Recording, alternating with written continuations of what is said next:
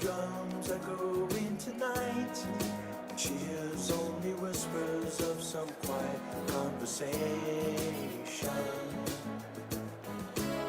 She's coming in 12:30 flight. The moonlit wings reflect the stars that guide me towards salvation. I stopped an old man along the way, hoping to find some old forgotten words or ancient melodies. He turned to me as if to say, "Hurry boy, it's waiting there for you. It's gonna take a lot to drag me away from you."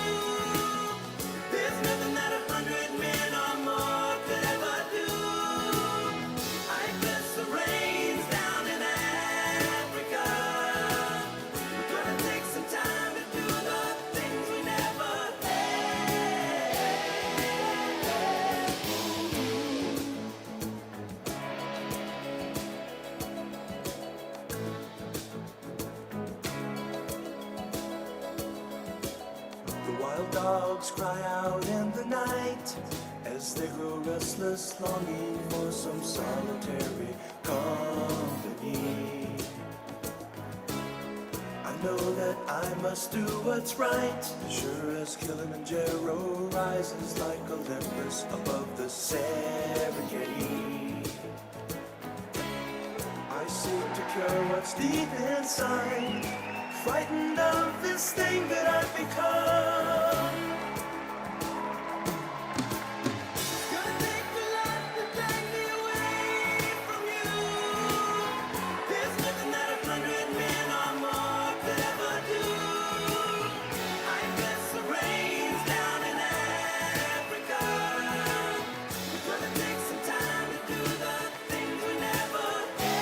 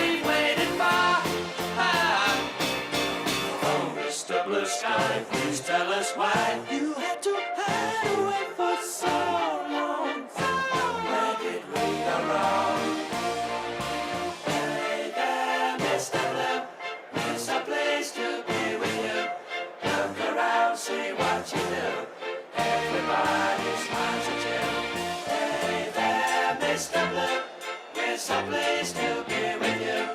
Look around, see what you do. Everybody smiles at you.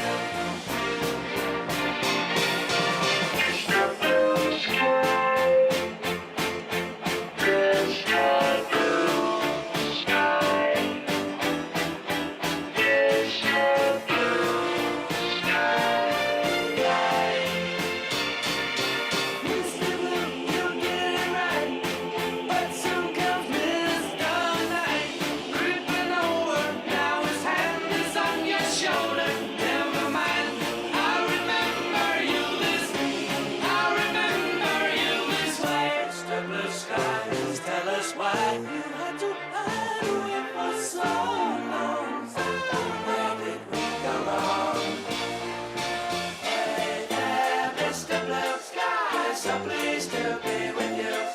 Look around, see what you do. Everybody smiles at you.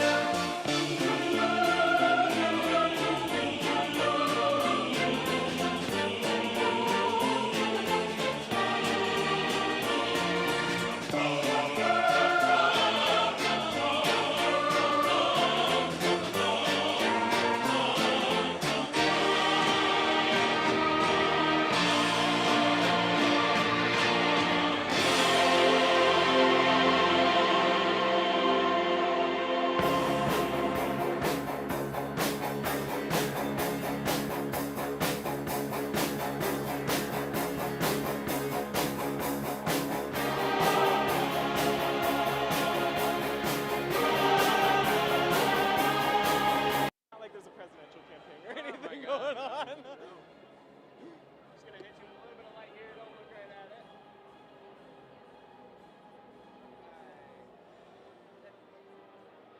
Awesome, if you're all good to go. All right, several times we've seen this happen in West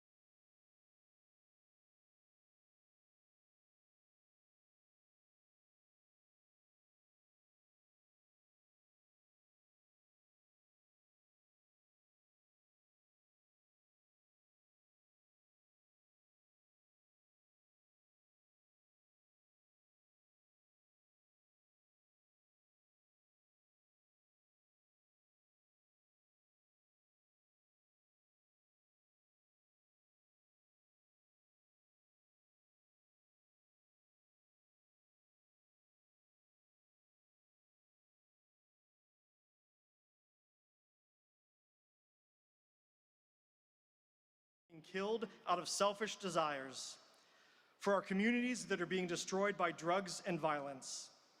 I pray the words from 2 Chronicles 7:14 that says, "If my people who are called by my name will humble themselves and pray and seek my face and turn from their wicked ways, then I will hear from heaven and I will forgive their sin and heal their land." Heal our land, O God. Humble us before you.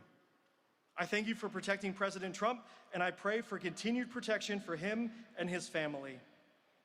Continue to surround President Trump and all of our elected officials with people who will draw them closer to you, that they will lean on your wisdom and your discernment. As Proverbs 11:14 tells us, "For lack of guidance, a nation falls, but victory is won through many advisors." We pray that he will not lean on his own understanding, but by the power of your name. Thank you for Jesus Christ, his death, burial, but most importantly, his resurrection. Thank you for saving us from our sins. I pray that anyone in this room or listening who doesn't know you will be drawn to you, the creator of all things. We know your word tells us that in the name of Jesus, every knee will bow and every tongue confess that Jesus Christ is Lord. I pray that our leaders will listen to your word and teachings. Be with us this day and every day. In your holy, precious name we pray. Amen.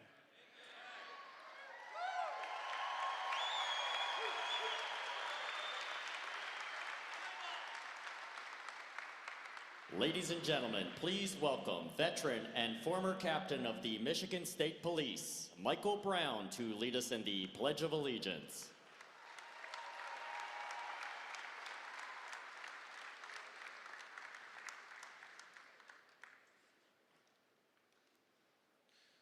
Thank you. It's my privilege to lead everyone in the Pledge of Allegiance as a veteran in the Marine Corps and a 30-year veteran of the Michigan State Police.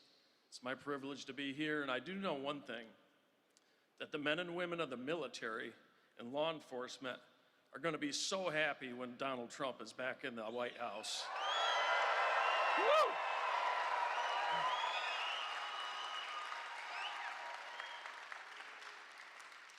Please rise if you haven't, and please remove your ball cap and face the beautiful flag behind me. I pledge of allegiance to the flag of the United States of America and to the republic for which it stands, one nation, under God, indivisible, with liberty and justice for all. Thank you very much.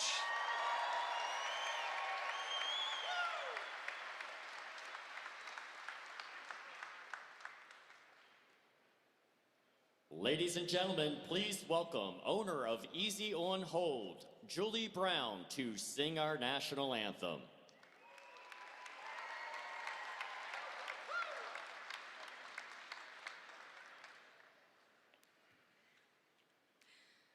Oh, say, can you see by the dawn's early light what so proudly we hailed at the twilight's last gleaming, whose broad stripes and bright stars through the perilous fight o'er the ramparts we watched were so gallantly streaming, and the rocket's red glare, the bombs bursting in air, gave proof through the night that our flag was still there. Oh, say does that star-spangled banner yet wave o'er the land of the free and the home of the brave?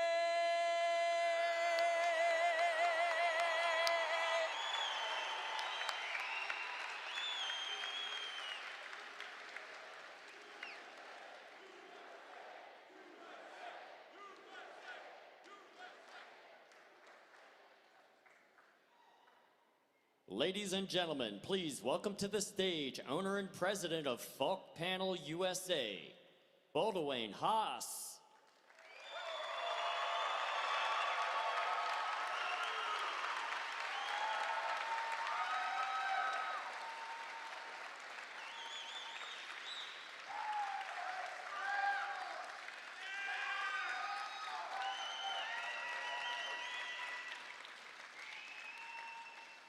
Whoa. That is a lot of people. Wow. We did not expect so many people, but everybody very welcome here in FALK Panel. Thank you all for coming. We are very excited to host President Trump in our building here at FALK Panel.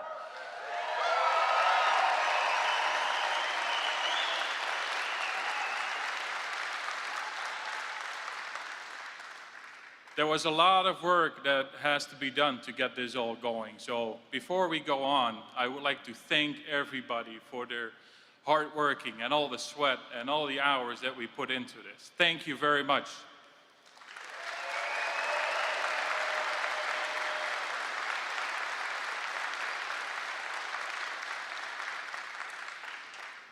It was a great team building event. Only for that we should do this. But thank you all again. My name is Baldwin Haas, as mentioned, in the role of president and co-owner.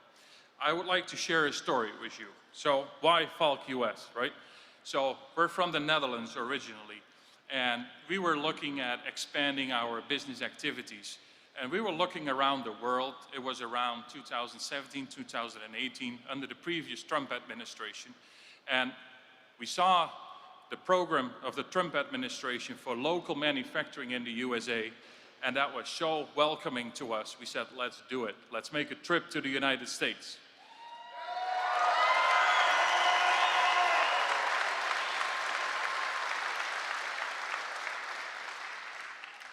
And in that first trip that we made, I still remember that as the day of yesterday. We were here looking at this property, and we visited a lot of people in the community. We visited potential vendors. We visited potential customers, and they were all so warm, welcoming us for local manufacturing here in the United States.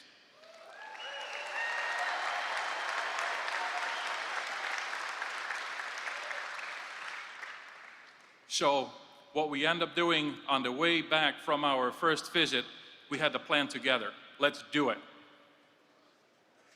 So 5 years from now, we're here. So in 2018, we made the decision, we bought the land, and we started the project. So, but then, I still have to make another decision because I need to ask my family to join me. And as of today, they joined me because as of almost exactly today, we're here 5 years together with my wife and family. They joined me on this.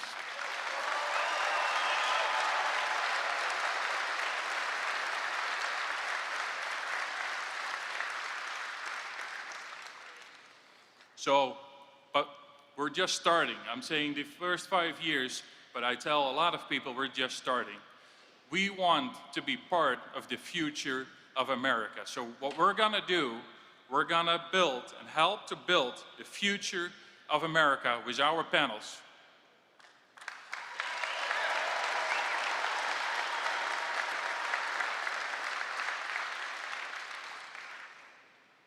But with all of this, we need the help and the blessing of the Lord on our work, on our job, on the safety on the roads for our deliveries, and also for the election. I want to thank you all for coming.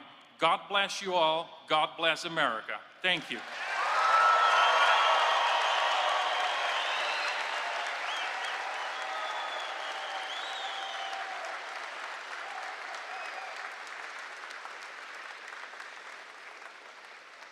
Ladies and gentlemen, please welcome to the stage candidate for U.S. Senate and former Congressman, Mike Rogers.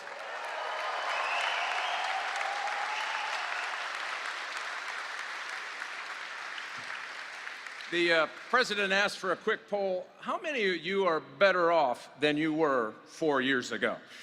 How many are fired up for another 4 years of Donald Trump like that?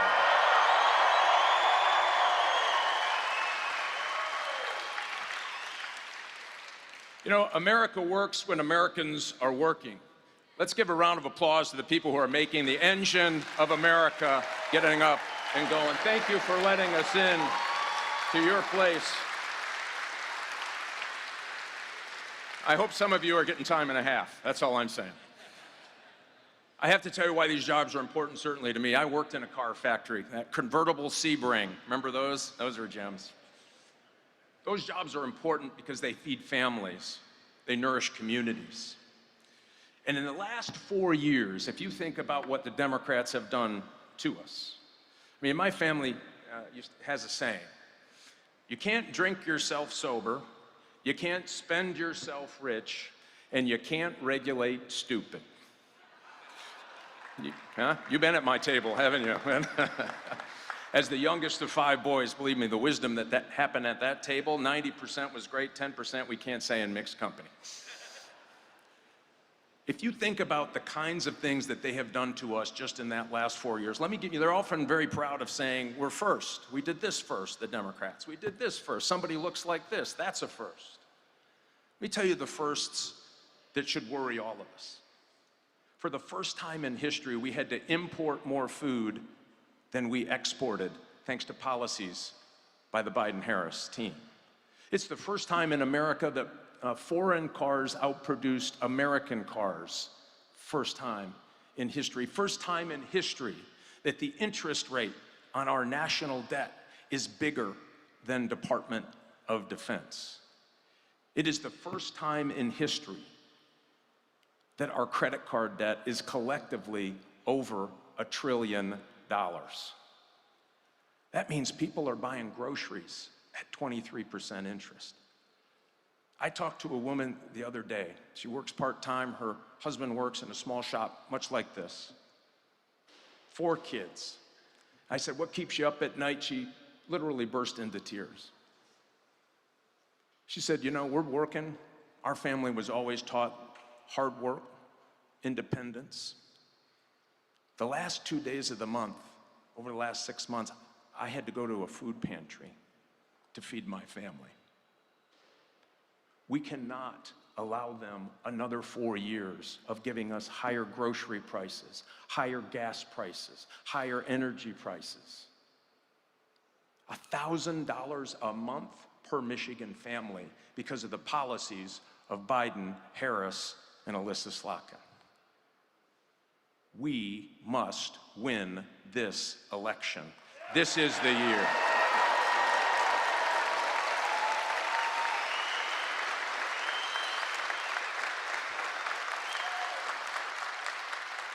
I'm going to just tell you quickly, my opponent, way out of the mainstream. Don't believe what they're saying on television. When she had a chance to stand up police officers and make sure that they didn't lose their home while they were doing their job, she voted no.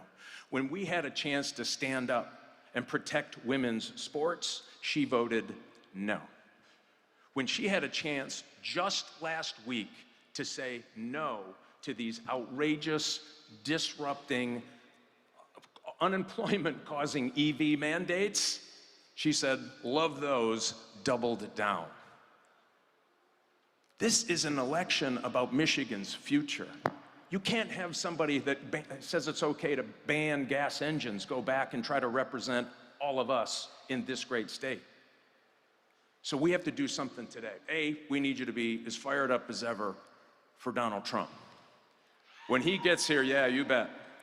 Pick up his spirits. He's already doing great. I don't know if that guy ever gets down, but he will feed off of you. He's got a whole nother one on the other side of the state tonight. He is doing this because he believes in American manufacturing. He believes in us. He believes in the people who get up and go to work every single day.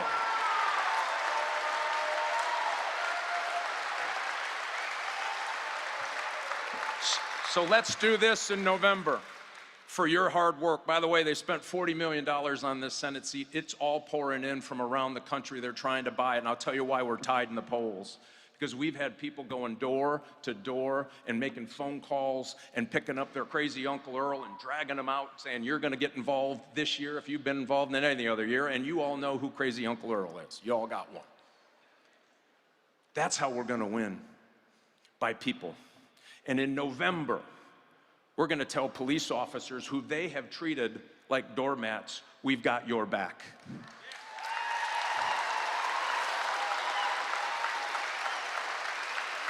Come November, we're going to tell the men and women who are bravely standing tall for liberty around the world, we've got your back.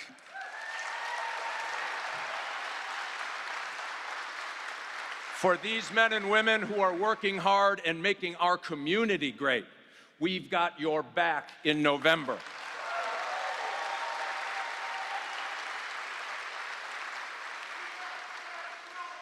Yeah, you bet. Thank you, man. We're going to do this. And I'll tell you this, for those who want to give our money to Chinese companies to come to the state of Michigan, we're not going to have your back. This is the election where we say it's about America. It's about our jobs.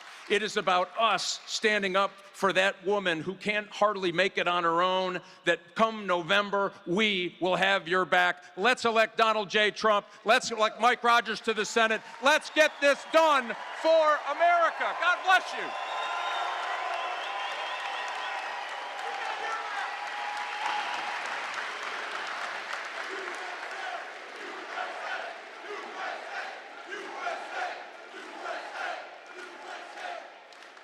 Ladies and gentlemen, please welcome to the stage former presidential candidate Robert F. Kennedy Jr.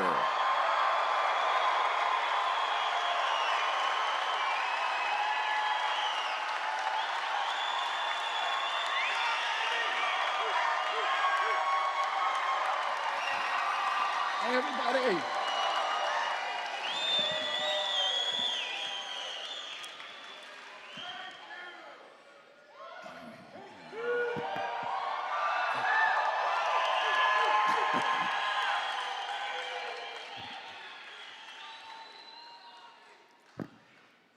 Well, I spent a lot of money on getting on every state ballot in this country.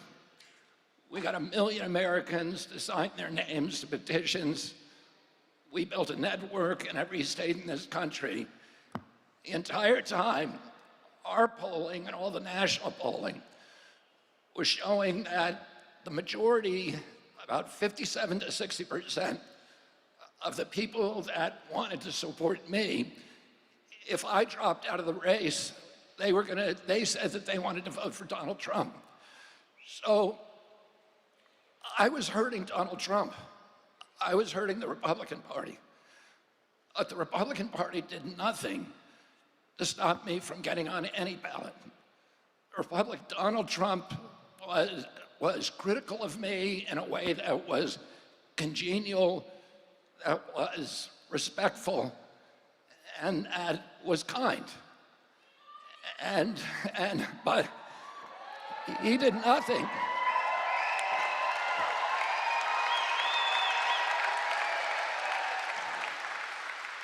Meanwhile, the Democratic Party spent tens of millions of dollars to defame me, to publish perjuries against me, to publish fake news against me, to marginalize me, to make me look like a crazy person, and they spent tens of millions of more dollars to get me to make sure I could not get on those state ballots. All the pundits from the beginning said, he will never get on the state ballots, but we did it despite those tens of millions of dollars and attorneys to sue us in all the states to make sure we couldn't get on.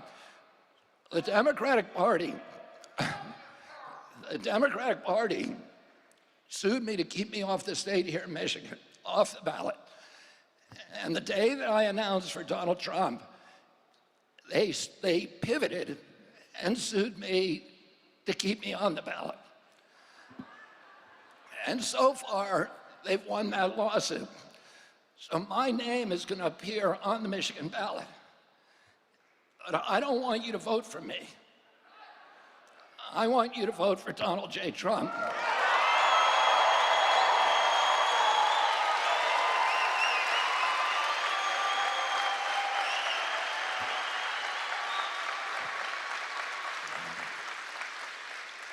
Because that's the only way that I'm going to get to Washington, D.C. and do all the things to help end the war, to end the chronic disease epidemic, to end the censorship, to end the surveillance, and all the other things that I entered this race to do. And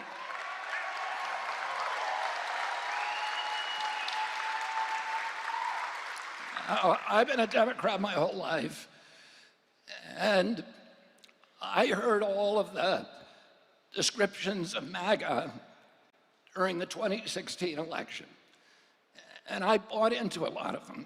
And then one day I heard Hillary Clinton criticize Tulsi Gabbard for being a communist, a Russian plant. Tulsi Gabbard, who put her life on the line again and again for this country in military service, something that Hillary Clinton never did. And I began to have doubts about what I was being told about MAGA. And when President Trump got elected, I said 80 million people voted for him. How can we dismiss 80 million of our fellow Americans as deplorables? Oh, I don't want to work in Washington, D.C. I have a good job, I have a great life, but I want to help these kids so that we can end the chronic disease epidemic. And I went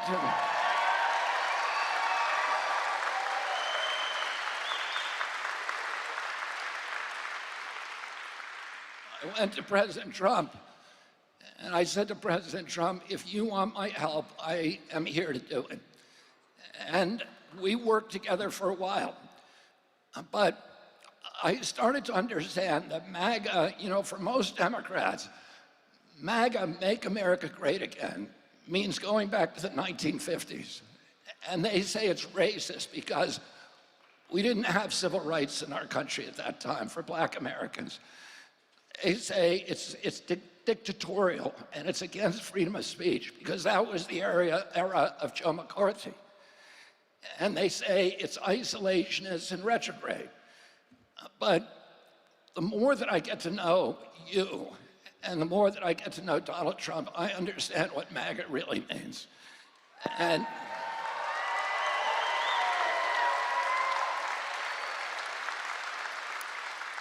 I asked Donald Trump about what he thought MAGA meant, what era we were going to make America great again. And he said, the era of your uncle, John F. Kennedy. And that was the era when America was at its apex, here and abroad. We were the wealthiest country in the world. We owned half the wealth on the face of the earth. The American middle class was the greatest economic engine in the history of mankind. We had a robust union movement that was making sure that American labor had dignity and good jobs. We had virtually every American believed in the accessibility of the American dream, which meant at that time that if you worked hard, if you played by the rules, you could afford to buy a home. You could take a summer vacation. You could raise a family, and you could put something aside for your retirement on a single job. There's no American now in my kids' generation, sorry, my duck is calling. There's no American now in my kids' generation who believes that that contract applies to them. This is a demoralized generation. In 2013, there was a poll in which Americans under 35 were asked, are you proud of the United States of America? And 85% of them said yes. The same poll taken 6 months ago, only 17% said yes. We have an entire generation that is alienated, that is disaffected, that has lost faith, hope for their own futures, and has lost their pride in our country. And to me, that was one of the most tragic data points that I learned about in this election. We have kids, the greatest asset that I had as a boy was this intense pride that I had about the United States of America. And we were, at that time, a moral authority around the world.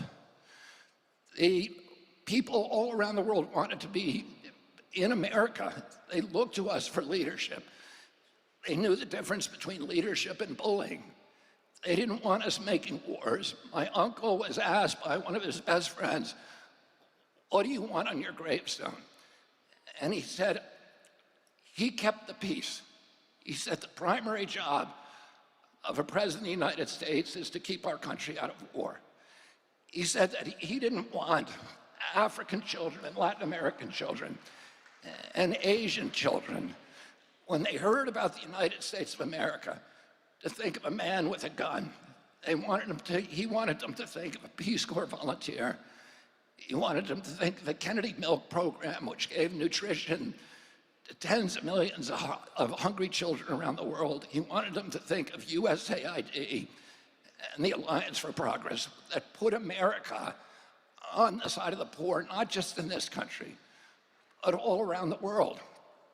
And those are the same ambitions that Donald Trump has.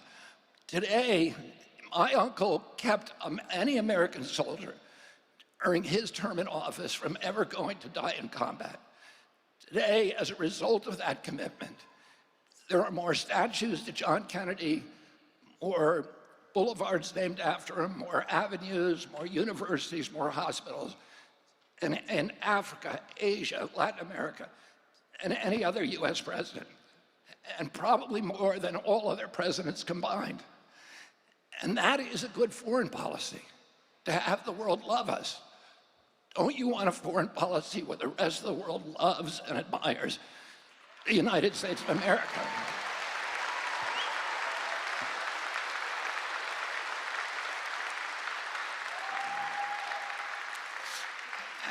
And when he says, "Make America great again," that's what he's talking about.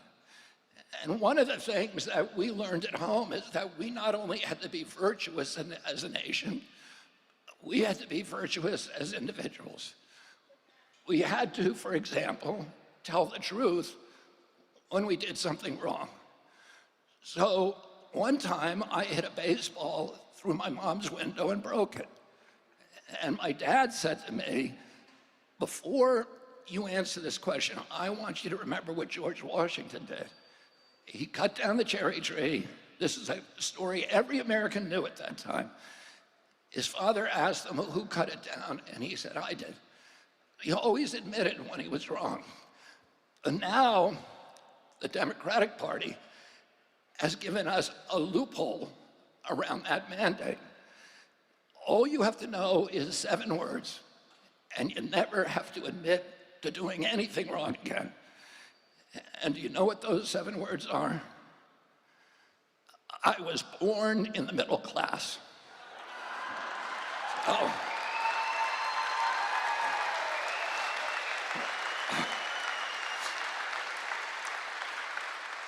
So repeat after me. I was born in the middle class. So the next time your boss asks you why you were late for work, what are you going to say? And the next time your wife asks you why you didn't take out the garbage, what are you going to say? And the next time your landlord asks you for the rent check, what are you going to say? That's all you have to know, and you don't have to answer any question. And we know why she didn't want to answer that question, because there's no good answer to it. By every indicia in which we measure the welfare of our economy, the Trump administration excelled, and the Biden-Harris administration has failed us. Inflation on average during the Trump administration was held under 7%. Now it's at 20%. Gross rents have almost doubled. Mortgages have more than doubled in just 3.5 years. Groceries have gone up. Gasoline has gone up. Electricity has gone up. Healthcare has gone up. Do you know the only thing that's gone down? Wages. So though that is not a success story, and I don't blame her for not wanting to answer that question, It was a question that was almost impossible for her to answer truthfully and still walk out of that debate. So the Democratic Party that I grew up with, the Democratic Party of John F. Kennedy, of Robert Kennedy, does not exist today. This was the party of peace. Today, it's the party of war. And we saw President Zelensky come over here. I was so proud of President Trump today, who did a press conference with Zelensky. And the Democrats had done their own press conference, and you know what he got them to do? He got them to sign artillery shells. These are artillery shells that are going to be dropped on women and children.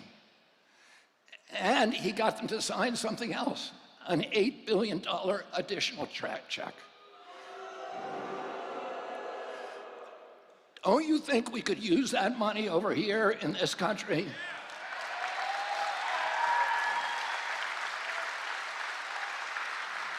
This was a war that we were lied to from day one.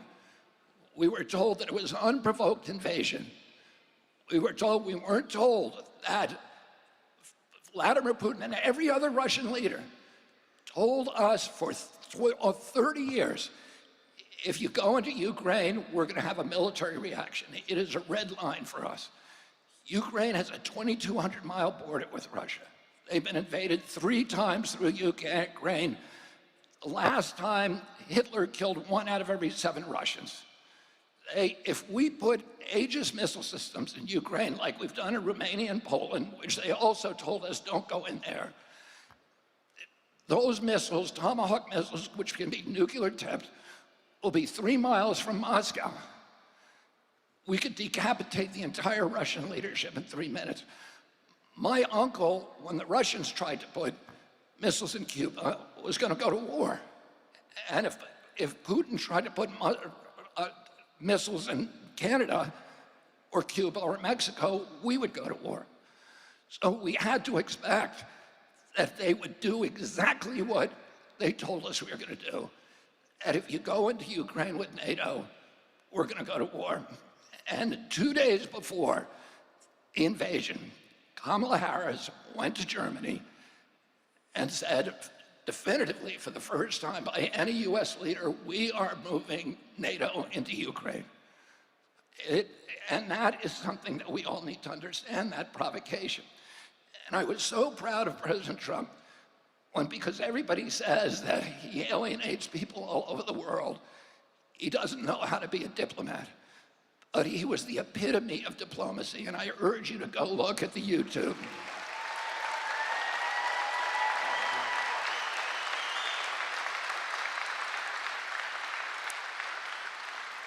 He was kind and civil to President Zelensky, but he was also firm in his resolve. And he said, I've had a nice meeting, but I have not changed my mind.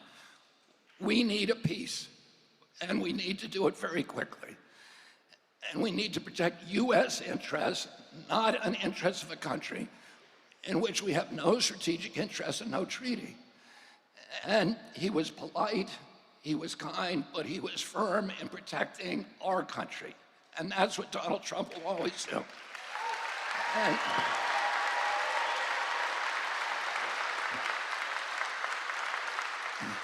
And it was especially impressive to me because I know what Donald Trump was thinking while he was having that meeting. He was thinking, I want to turn this guy over and hold him by his legs and shake all the money out of his pockets. And I hope it adds up to $208 billion because that's what that's what the Democrats gave him. And we need to bring that money home and spend it here on our communities.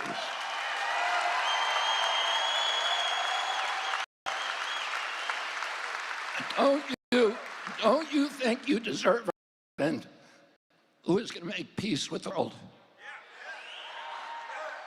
Who is going to project economic power abroad? They say he's an isolationist. He isn't. He wants to make deals. He's a deal maker. He wants to make deals with China, but not the old kind of deals that benefited only China. He wants to make deals that are going to benefit everybody. He wants to make deals with Russia, the kind that will bring the world into a peaceful economic growth and a boom for all nations. This is what he says again and again. He's not a tyrant. He's not a monster. He just wants the best for the United States of America. And it don't use...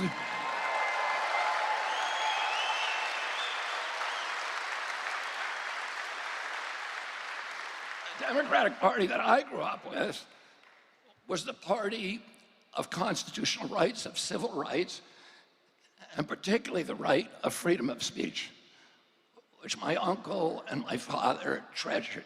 They thought this is the basis. A fundamental bedrock of American democracy is the free flow of information. And when government gets involved in censoring information, that is the beginning of totalitarianism. And we know this because we read Orwell and Aldous Huxley and Robert Heinlein and Alexander Solzhenitsyn and Arthur Kessler when we were growing up. And that was the lesson that was repeated in civics lessons again and again. The one thing that you never allow a government to do is to censor speech of any kind. And if you do that, is the first step down the slippery slope of totalitarianism. So the Democrats are trying to say that Donald Trump hates democracy, that he wants to be a dictator, but they're all advocating now, openly advocating the censorship of our speech. And what they say is, well, we don't want to censor all speech, just the lies. But they want to determine what's the truth and what's a lie. And who was the biggest perpetrator of lies during the COVID epidemic? It was the government itself. They were the ones promoting disinformation and misinformation.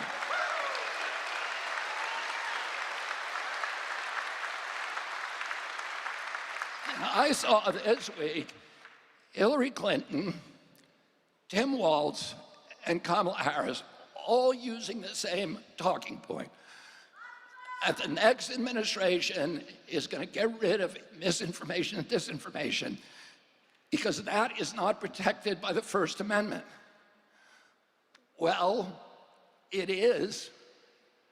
The First Amendment protects lies the same as it protects speech, truth.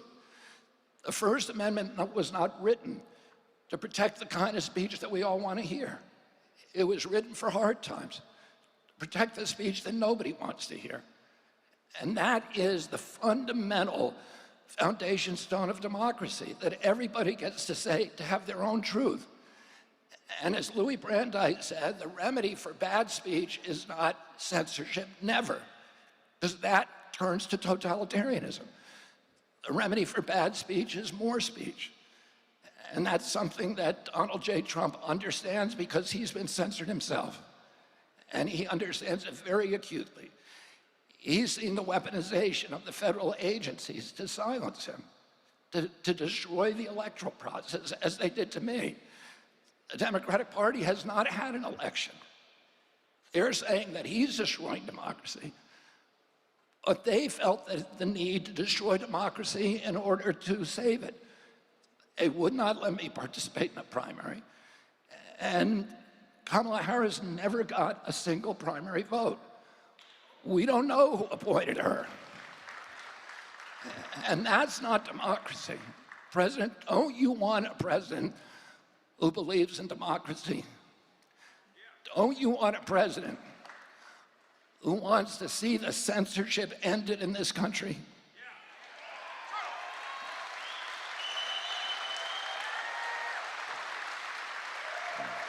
Don't you want a president who's going to end the surveillance state and make our country the beacon of freedom around the world once again?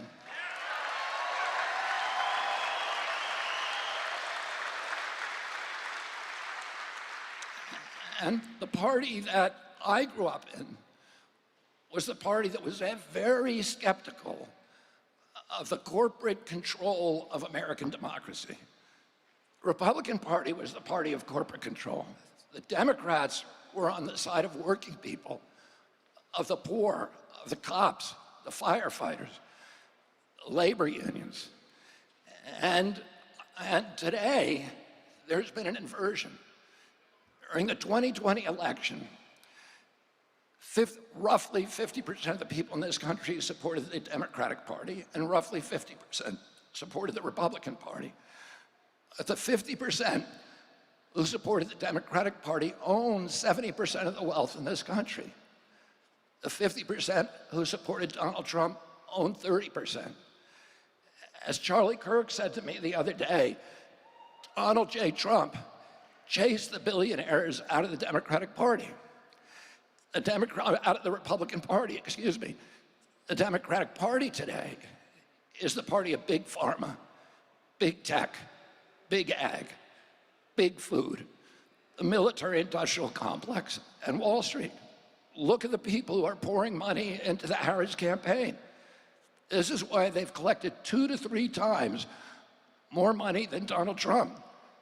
They have all the money on their side. We have the people.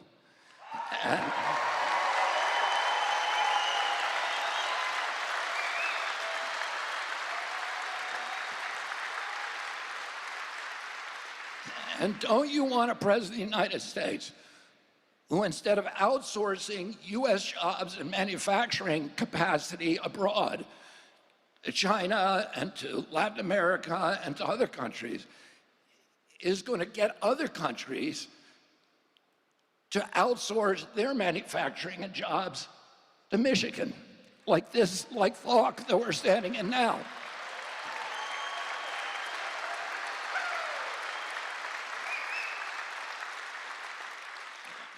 And don't you want a president who is going to protect our border? And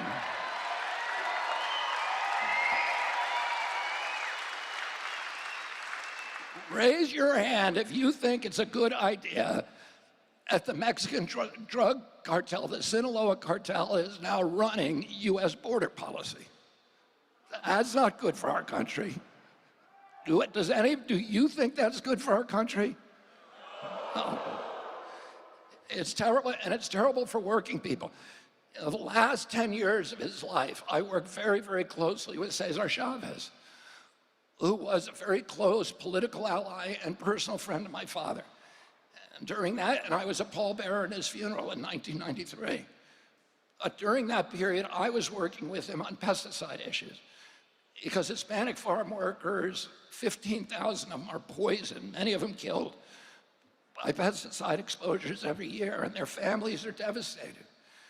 Cesar Chavez's other big issue was closing the US border because he understood, and I was at the border many times. The first time I went down between 2 o'clock and 3 o'clock, and I saw there's 27 gaps in the wall that were left by the Biden administration when they shut down construction the day they came into office. And all the material that we've already paid for is sitting right next to those gaps in the wall. They could easily rebuild them right now. President Harris says, there's nothing I could do. Yeah, there is. You could just finish the wall. And when I was down there at 2 o'clock in the morning, it looked like the start of the Boston Marathon. There were people, humanity pouring across, and the Border Patrol their job had been repurposed from protecting our borders, escorting people to the Yuma airport and sending them to any destination in our country. It's the most insane thing I've ever seen. And it's crushing the social safety net in our country. And the reason Cesar Chavez wanted to close the border is he saw that all these illegal migrants who were coming across were destroying his capacity to negotiate for good working conditions and good wages for his American workers. And that was obvious at that time, not only to Cesar Chavez, but the entire Democratic Party. Today, because President Trump said we need to close the wall, that's the only thing that they hear. If Trump says it, it must be wrong, so now we're up for an open border. Don't you want a president who is going to reassert control of the US government of our immigration policy?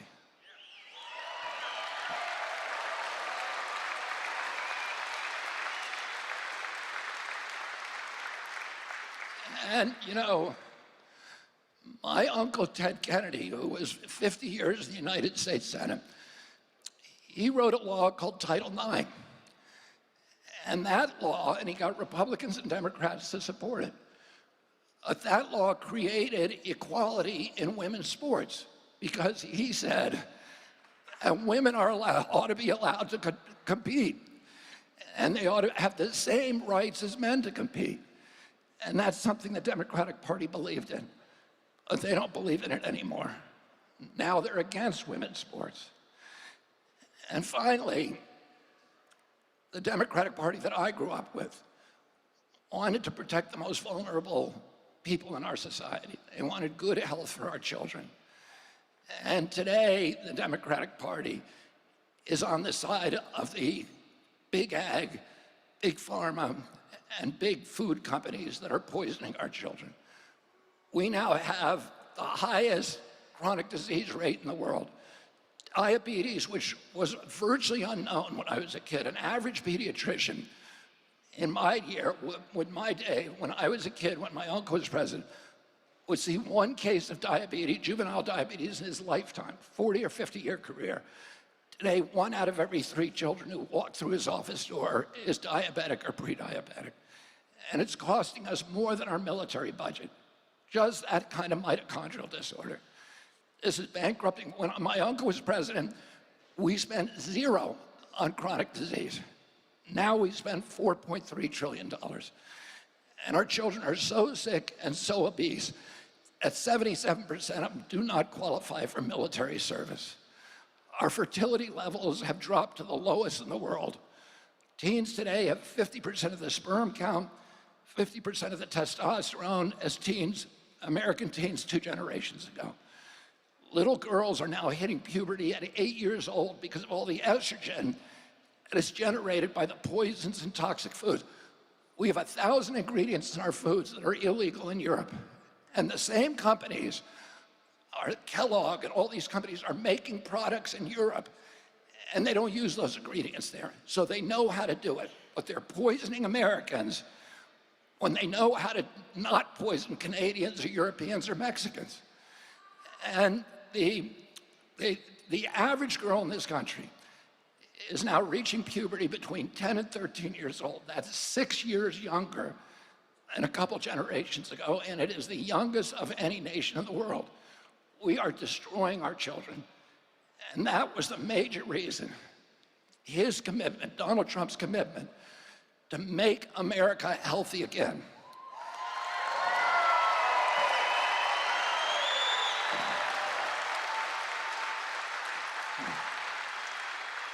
Is the primary reason that I joined this campaign. And don't you think that we want a president in this country that is going to make our country healthy again? Thank you all very much, and God bless you, and get to the poll on November 5th here in Michigan. And don't vote for me, vote for Donald J. Trump. Thank you.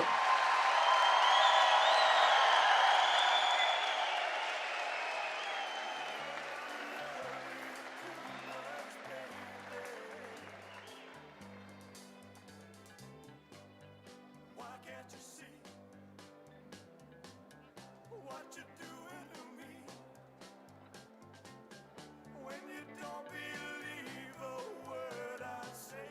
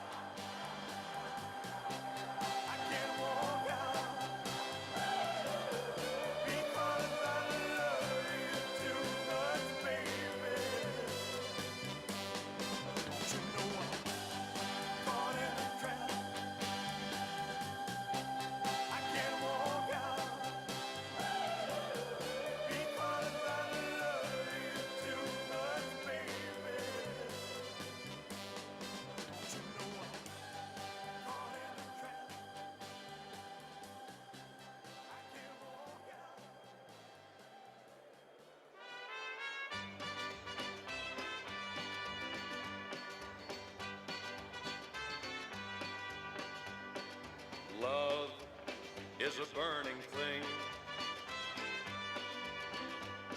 and it makes a fiery ring. Bound by wild desire, I fell into a ring of fire. I fell into a burning ring of fire. I went down, down, down, and the flames went higher. And it burns, burns, burns, the ring of fire, the ring of fire.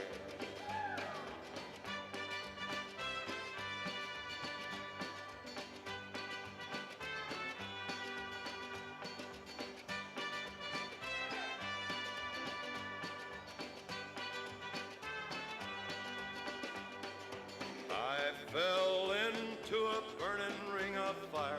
I went down, down, down, and the flames went higher. And it burns, burns, burns, the ring of fire, the ring of fire. The taste of love is sweet when hearts like ours meet. I fell for you like a child. Oh, but the fire went wild. I fell into a burning ring of fire. I went down, down, down, and the flames went higher. And it burns, burns, burns, the ring of fire, the ring of fire. I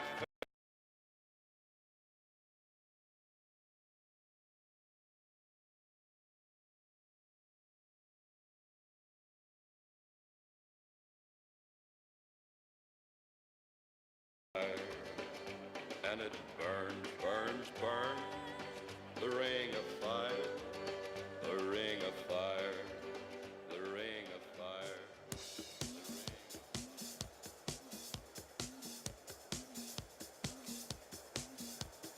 Body, body, wanna feel my body, baby. Such a thrill, my body, yeah, yeah. Wanna touch my body, baby. It's too much, not too much, my body, yeah,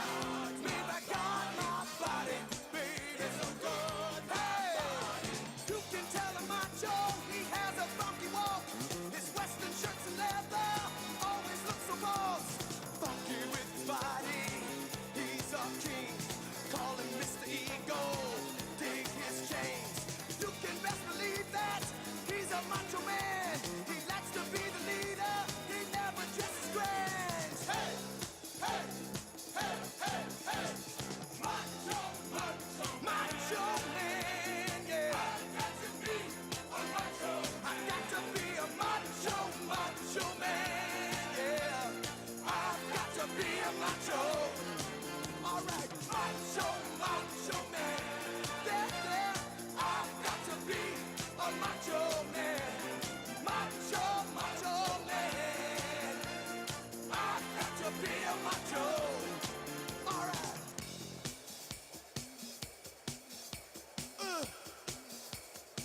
Macho, baby. Body, body, body. All right. Body wanna feel my body, wanna feel my body, baby. Body, all right. Body come and thrill my body, come and thrill my body, hey, yeah. Body, all right. Body love to pop my body, love to pop my body, hey, yeah. Body, body is so hot, so hot, so hot.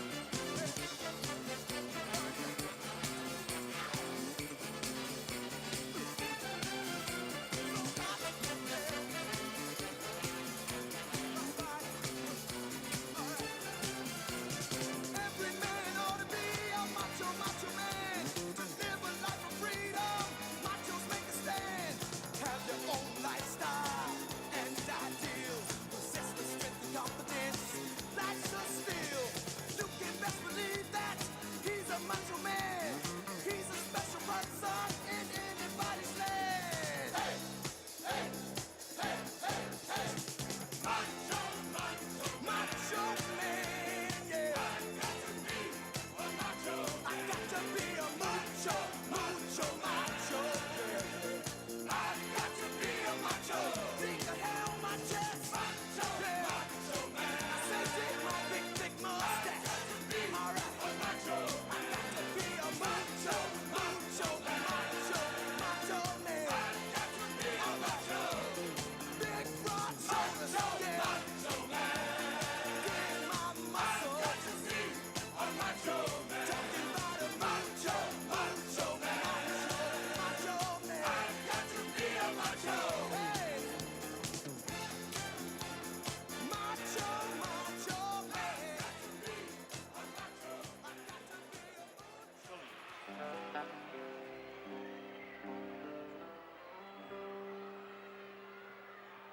Oh, I wish I was in the land of cotton. Old times there are not forgotten. Look away, look away. What? Look away, Dixieland. Sing it, fella. You're on your own, man. Oh, I wish I was in Dixie.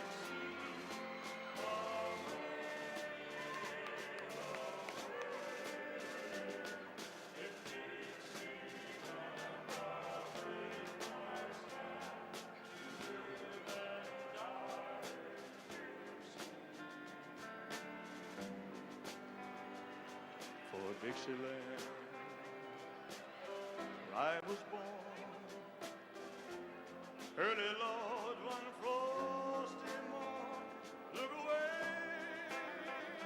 look away, look away, Dixieland. Glory, glory, hallelujah.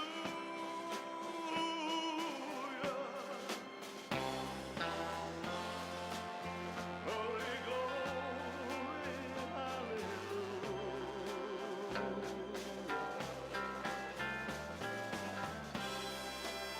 Glory, glory, hallelujah. His truth is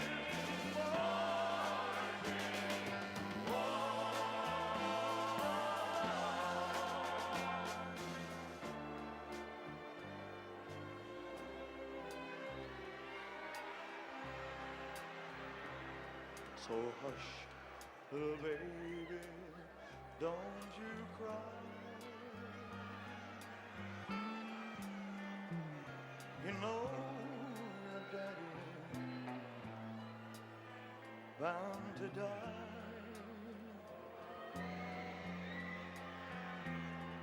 But all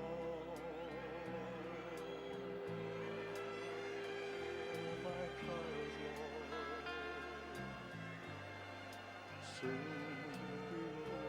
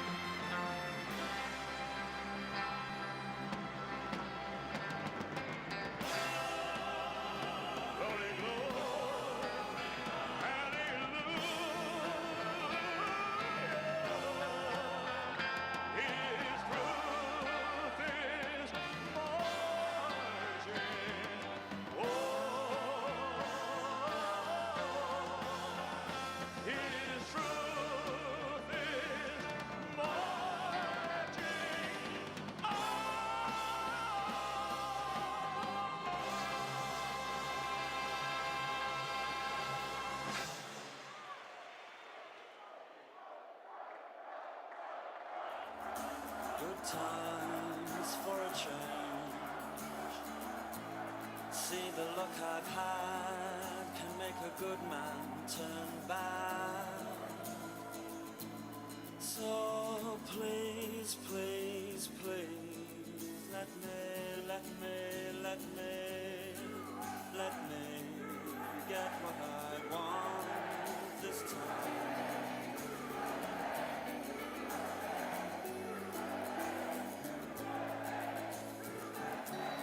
Haven't had a dream in a long time.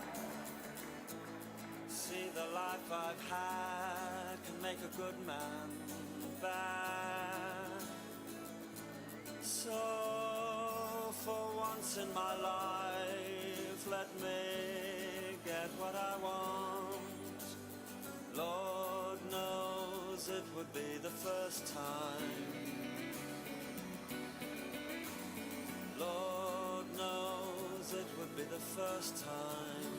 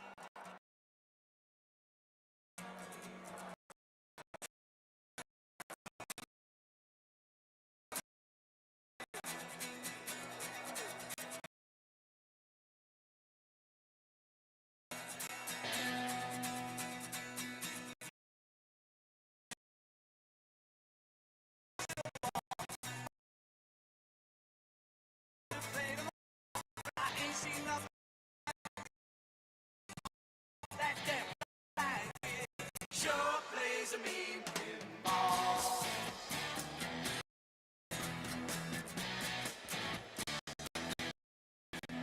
He stands like a statue, becomes part of the machine. Feeling all the bumpers, always playing clean. Plays by intuition, the digit counters fall. That deaf, dumb, and blind kid sure plays a mean pinball.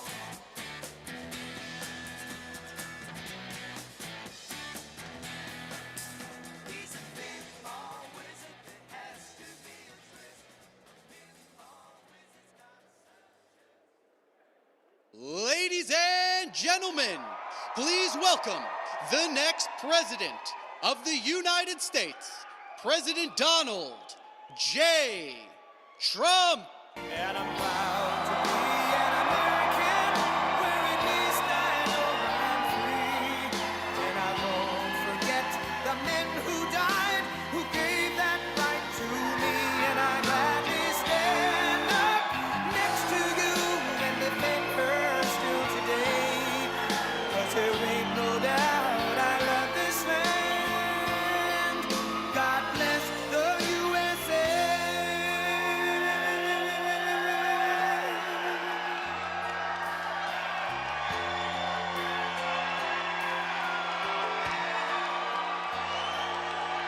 From the lakes of Minnesota to the hills of Tennessee, across the plains of Texas, from sea to shining sea, from Detroit down to Houston and New York to LA, where there's pride in every American heart, and it's time we stand and say that I'm proud to be an American, where at least I know I'm free. And I won't forget the men who died, who gave that right to me. And I gladly stand up next to you and defend her still today. 'Cause there ain't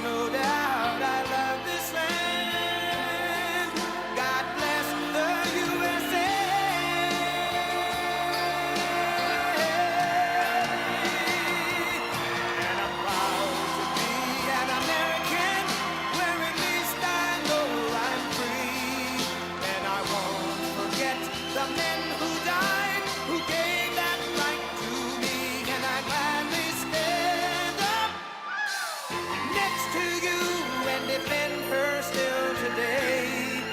'Cause there ain't no doubt I love this land. God bless the USA.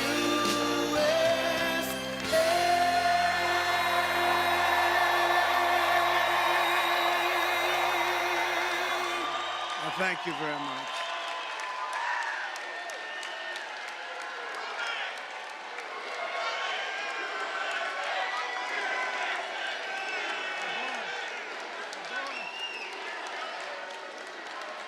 Thank you very much, everybody. Thank you. And a very special hello to Michigan. We're going to bring back your car industry.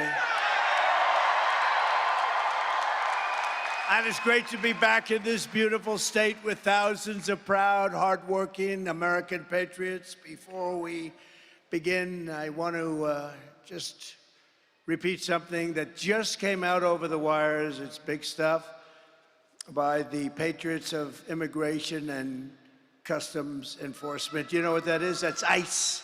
These are tough guys. They're almost as tough as you. You guys, look at this guy. You guys. Not quite.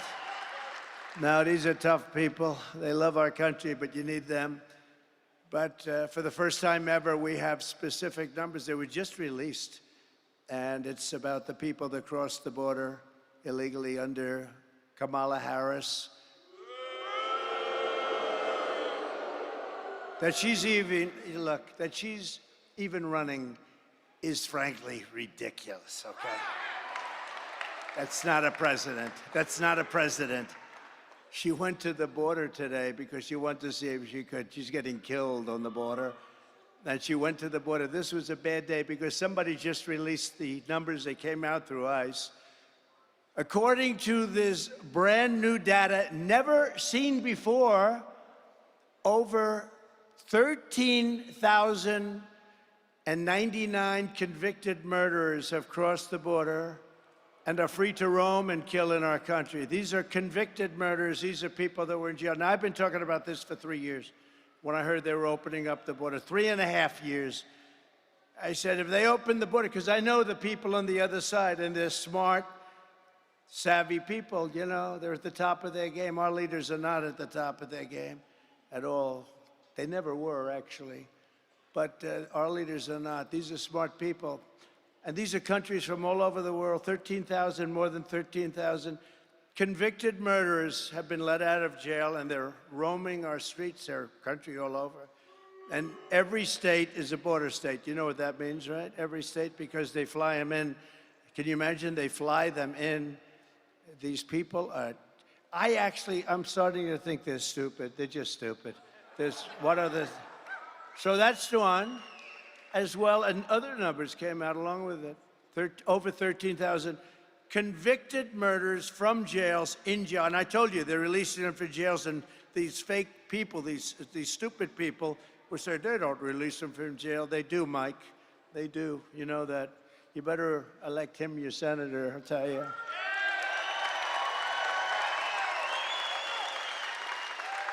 As well as over, and these are specific numbers. That's why when they rounded them out, I said, I don't want them rounded out. I want the exact number.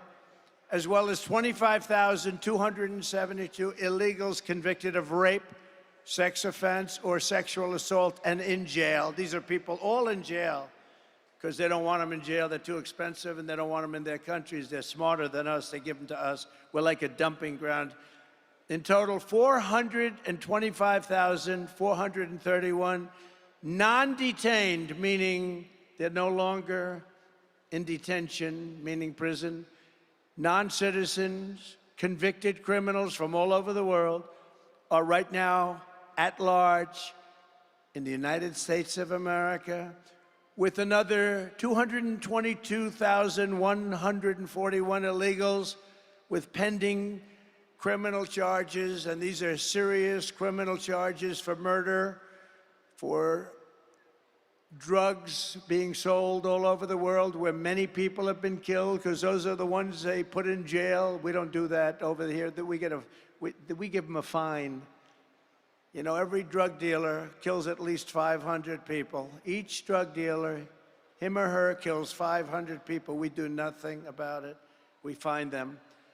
That's over 647,572 migrant criminals are in our country. It's a killing machine. It's a killing machine, and they're killing people all over our country. And Kamala said, remember, she said, oh, well, those people really don't kill like our criminals. No, no. These people make our criminals look like nice people. And I've been saying this from the beginning of the Harris-Biden disaster. It's no longer an administration. Because what they've done to our country with this is inexcusable. I guess some egghead maybe said, oh, it's wonderful to release people, and it sounds so nice. We're releasing migrants into our country. But these are killers. These are people at the highest level of killing that cut your throat, and they won't even think about it the next morning. They won't even think about it. And these people are all over the place, and they're killing people. I could go through the stories, and I won't. But all over, sometimes I do. They come up, they grab young girls, and they slice them up right in front of their parents. Nobody who's allowed to do this, and nobody who's allowed this to happen to our country is fit to be the President of the United States. I mean that, too. I mean it.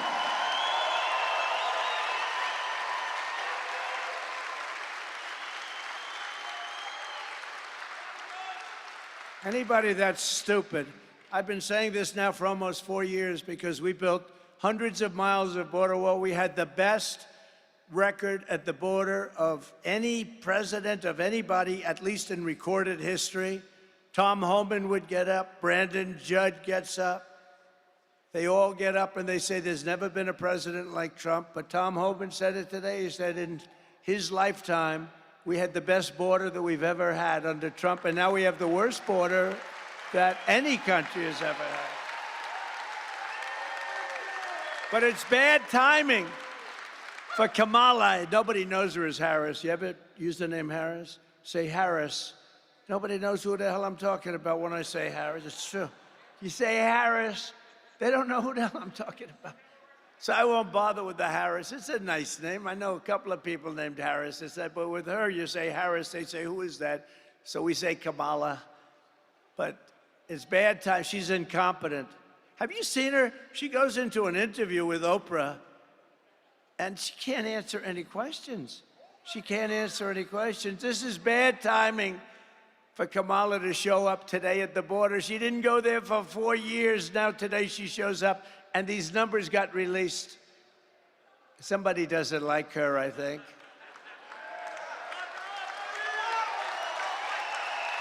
And the fake news. So I don't know, maybe she's already gone, I doubt it, but she's went to the border today. She wants to see if she could salvage, make up some lies, like she said about the border bill that Trump stopped. Let me tell you, number one, I didn't stop it. The senator stopped it. But that's the worst bill ever drawn. It's a waste of paper, and she doesn't need a bill. All she has to do is fly back to Washington and get this president that we have, if he's still president. I don't even know who the hell is president.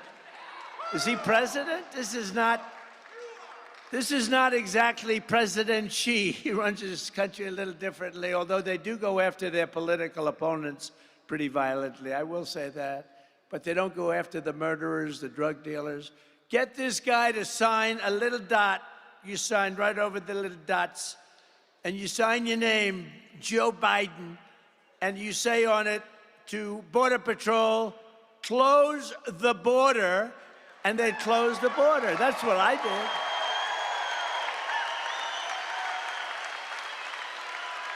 Our border is open. Our border is open. Nobody can believe it. And I've been saying that the people coming in, you know, I know these leaders so street smart, and I would have been worse than them because actually Venezuela still has some people in their jails. I would have had everybody out into the United States. They probably ran out of buses and planes. But the rest of them are coming, don't worry about it. But all over the world, not just in South America, all over the world, they're coming from the Congo and Africa. A lot of people coming from the Congo and Africa. And these are serious, serious criminals coming out of jails, mostly from jails. A lot of gang members, they take their gangs off the street. Like in Caracas, Venezuela, the criminals have all been brought to the United States. Their crime rate is down in Caracas. In fact, I suggest, if I lose, I'll tell you what, it's possible, because they cheat. That's the only way we're gonna lose, because they cheat. They cheat like hell. If we lose, the next time we're gonna have the same group of people in Caracas, Venezuela, because it's much safer than any place in our country if she wins, much safer. So let's go to Caracas.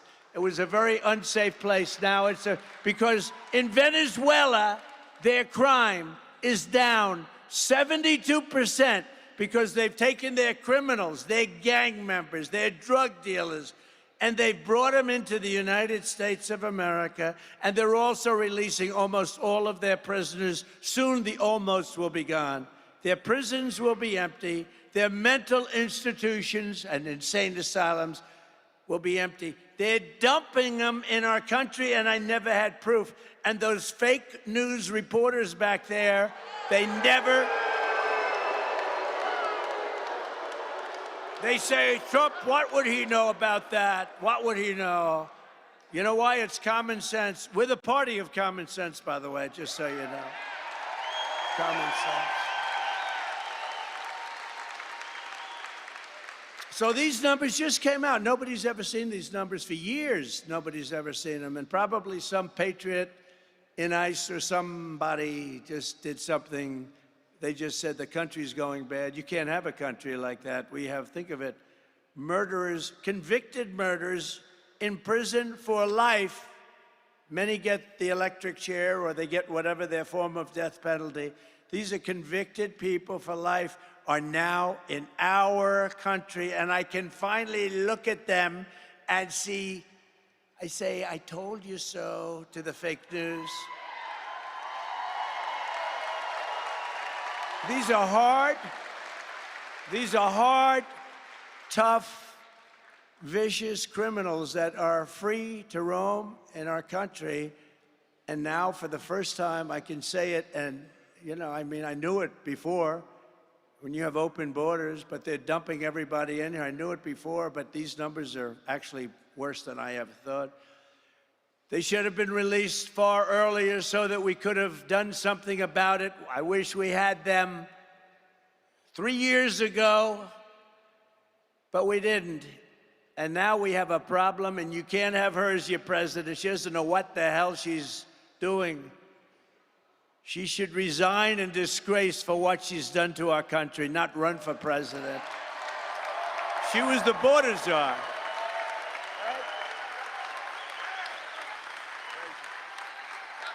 She was the border czar. She was in charge. I don't even care about him. What the hell? No, he put her in charge, though. She was the border czar. Now she claims she wasn't the border czar, but she was in charge of the border. Call her what you want. 4 years ago, Kamala Harris inherited the most secure border in U.S. history. And as border czar, she then set the all-time record for illegal immigration into our country every single year. And many of these people were stone-cold criminals and murderers. She willfully and deliberately erased her own nation's borders, a crime so wicked as to defy description. As former ICE director and a great man, Tom Homan. Anybody know Tom Homan? Tom Homan, I say, is central casting for doing what he does better than anybody.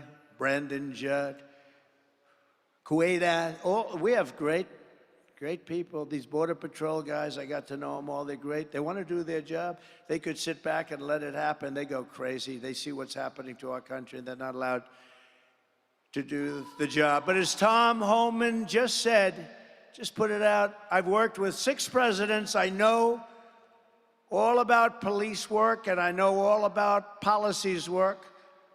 I know what policies don't work.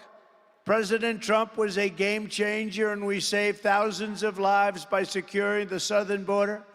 Biden and Harris took the most secure border in my lifetime. This is from Tom Homan. And unsecured it on purpose. So he unsecured the border. They did. I don't know why. They want the votes, they're dumb, or they want to destroy the country. That could be the only three things. They're dumb, they want to just have people destroy our country, or they want the votes. You know, they're trying to sign these people up to vote. That's the all-time insult. They are working full-time to sign these people, many of them murderers, to vote so they can cheat on the election, because that's what they do. And they vote against bills. Any bill that wants to secure the vote, the Democrats in Congress fight like hell so they can't get passed. Who would want a bill that says bad things happen with the vote? You want to secure your vote, whether you're a Democrat. Interesting, a lot of Democrats, not the politicians, want to have that. And they don't want to have sanctuary cities, by the way. They don't want it. Only the politicians want it for certain reasons. President Trump, Tom Homan said, was the greatest president in my lifetime. Thank you, Tom. This country was never better off than when he was president. He was unprecedented in his success on the border, and it saved many lives. He was an out-of-the-box thinker, and he got the job done like nobody else could do the job. So that's from Tom Homan. Thank you. I might as well read it. I might as well tell you, because they'll never tell you that. They'll never tell you that, right? They'll never tell you that, Mike. By contrast, Kamala Harris betrayed her oath. She let our cities fail to violent gangs. She let our American sons and daughters be raped and murdered at the hands of vicious monsters. She let American communities be conquered. They're conquering your communities. You go out to Aurora in Colorado, where they're taking over with AK-47s. Real estate. They're in the real estate development business, just like me, except I never got to use guns to do it. They're taking over real estate. And Kamala turned cherished small towns into blighted refugee camps. And you take a look at what's happening in Springfield, Ohio, and the mayor is a nice man. In fact, I think he's an independent or a Republican. And he doesn't know what to do, and he doesn't know what to say. He wants to be nice. 32,000 people. You have 50,000 residents. Beautiful place, beautiful, nice town, no crime, no nothing. They now have 32,000 people dumped into the town, and he's trying to say, we're working very hard to make it comfortable for them. No, those people have to be taken out and brought back to the country from where they came. I'm sorry.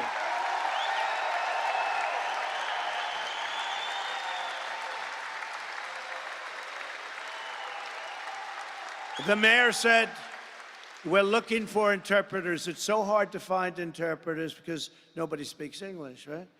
So we're looking for interpreters. No, you're looking for people that will remove them and bring them back safely to their country. It's not fair. It's not sustainable by any country. What's happening to us in the United States, millions and millions of people, 21 million plus, have been dumped into the United States, and many of them are murderers. Many of them are horrible criminals.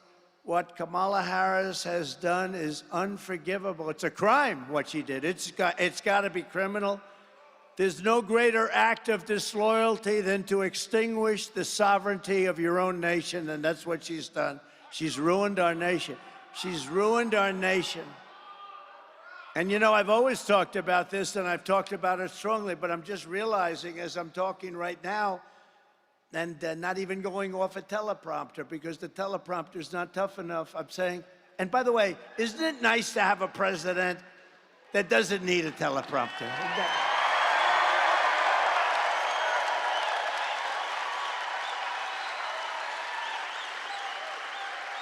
But I've never had, thank you. Boy, what a group of people we have. It's a joke. We're laughed at all over the world for our leadership.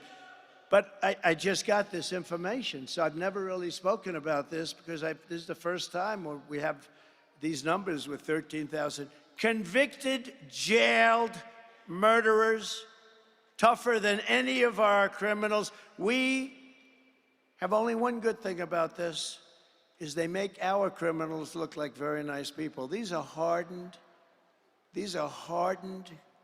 horrible criminals, and we have to get them the hell out of our country because they're ruining the fabric of our country. Kamala is directly responsible for the tens of thousands of crimes committed by illegal migrants that she set free into our country. They didn't ask for a name. They didn't ask for a registration number. And many of them don't even have names or registration numbers. They just pour into our country. She has no idea where they're from parts unknown. She's responsible for every bloody crime scene, every funeral, every orphan child. And the great Mark Levin called me a little while ago and said, ask them, because he couldn't believe the numbers either. He said, ask them to ask Kamala, has she ever attended one funeral of the thousands and thousands of people that they've already killed? So I ask you that question. I give that to the fake news so that they can ask that question, because she's right now at the border giving a press conference. She doesn't give a press conference. She doesn't take questions. She'll make a little statement and then run away. She delivered these horrors. She unleashed these atrocities, and blood is on her hands at a level that probably nobody's ever seen in this country before. But on November 5th, Kamala Harris will be held accountable for these crimes. She will be sent back to California.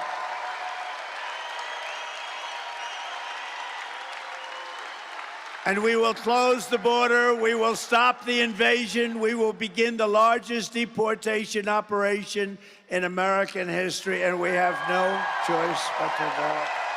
Have no choice. We have no choice. Our country's in trouble. Like, it's a mess. It's a mess, including the inflation that was caused by them by energy and by their spending. But the inflation caused by them by energy. Remember when energy went way down, the production after by the way, I got more votes than any sitting president in history. I was told if I got the same number of votes as the first time, 63 million, you can't lose, sir. We got many millions of votes more than that. Nobody's ever gotten more votes, sitting president, and they beat us by a whisker. It's the only thing they're good at. They're good at cheating in elections. They're good at nothing else, believe me. They're certainly not good at policy. By the way, she changed every policy. She had 15 policies that she changed. She was against fracking. She was against everything. And she changed everything because you couldn't get elected, right? And she was the last one. She was the last one online. You know, whether you like Biden or not, he got 14 million votes and he won the primaries, and then they came to him, Nancy Pelosi, crazy Nancy. She came to him, she's nuts. By the way, did you see yesterday, 2 days ago?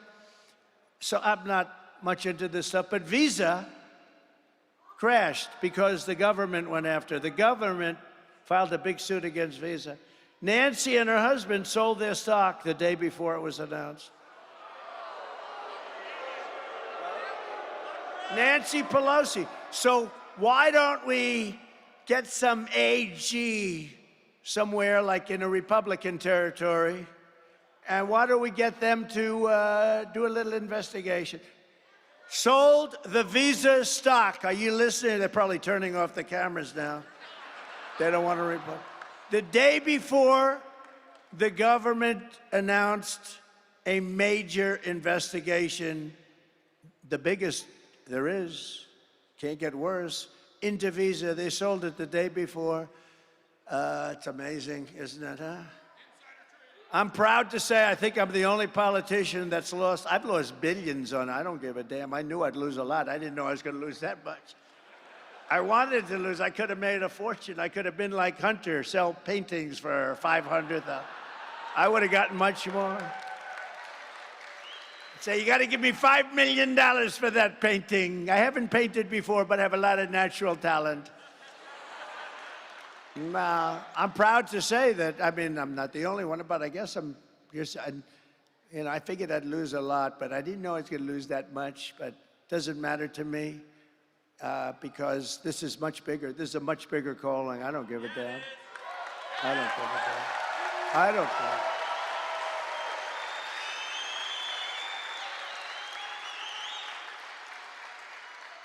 Before going further, I want to send our love and support to all of the people in Florida, Georgia, South Carolina, North Carolina, Alabama, and all of the other states who have been really hit hard by that very large hurricane. That was that big one, a very large hurricane this week. We're with you all the way, and if we were there, we'd be helping you, and you'll be okay.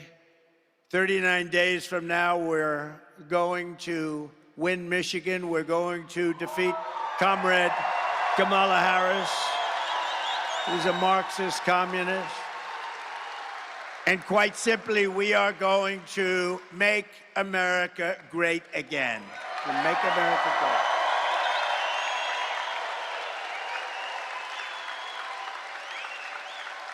So I didn't want to go off on a tangent, but I did want to bring up a little thing called crime. But we're really here today to talk about bringing jobs and manufacturing back to the great state of Michigan and really to our country, our whole country.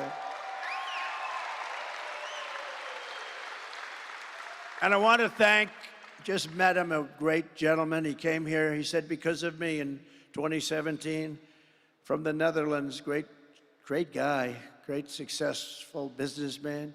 Bodewine Hauser, thank you very much. He's a big guy too, and his beautiful wife. Stand up, please, please stand up. Good looking couple.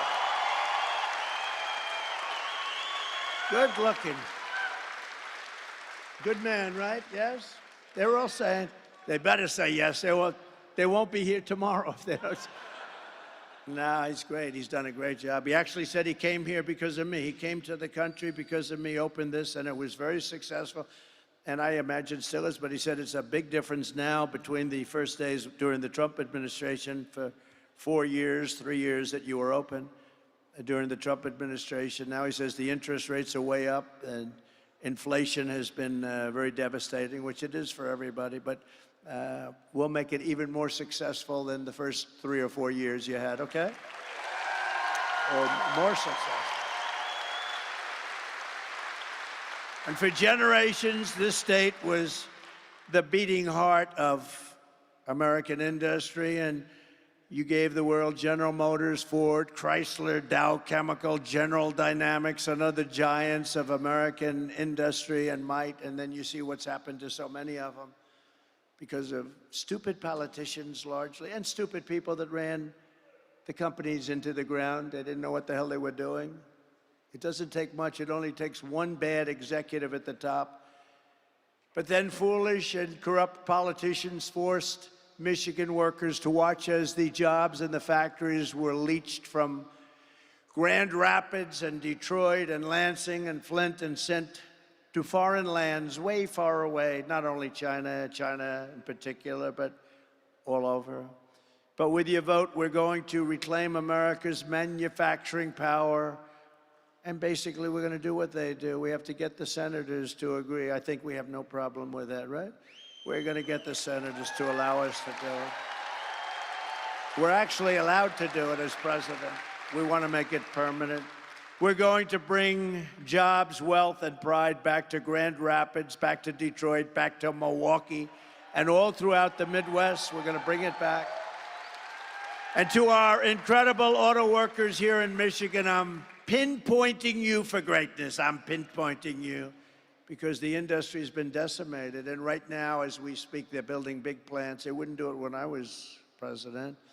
They're building big, giant auto plants in Mexico, owned and financed by China, and they think they're going to come out and they're going to build cars and they're going to sell them into our country and they're going to destroy Michigan and all these other places. Not going to happen, because we'll put 100 to 200% tariff on every car coming across the Mexican border. And we'll tell them and we're going to be strong, the only way they'll get rid of that tariff is if you build the plant in the United States, not if you build it in Mexico. Which is what China and others do. If Elon wants to sell a car, by the way, Elon Musk gave his total endorsement. Elon, he gave me the greatest, most beautiful. He said, we're not going to have a country left if Trump doesn't get it. And you know what I'm going to let Elon do? Unless you people disagree, I'm going to get Elon, and he's great at this. He's going to be our cost cutter. I think he can save trillions, right? He wants to do it so badly.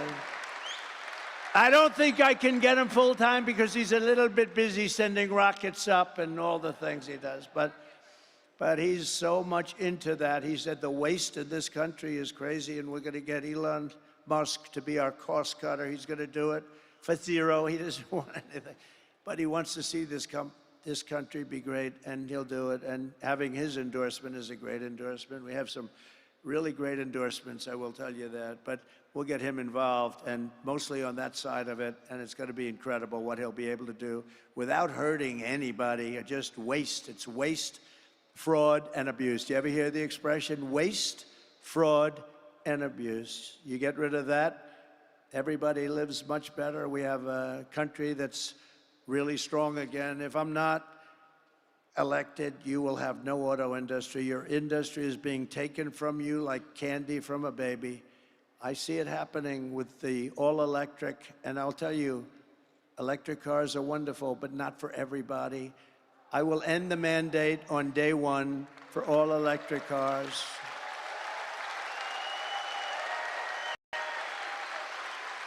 And there's a great place, and they have a place.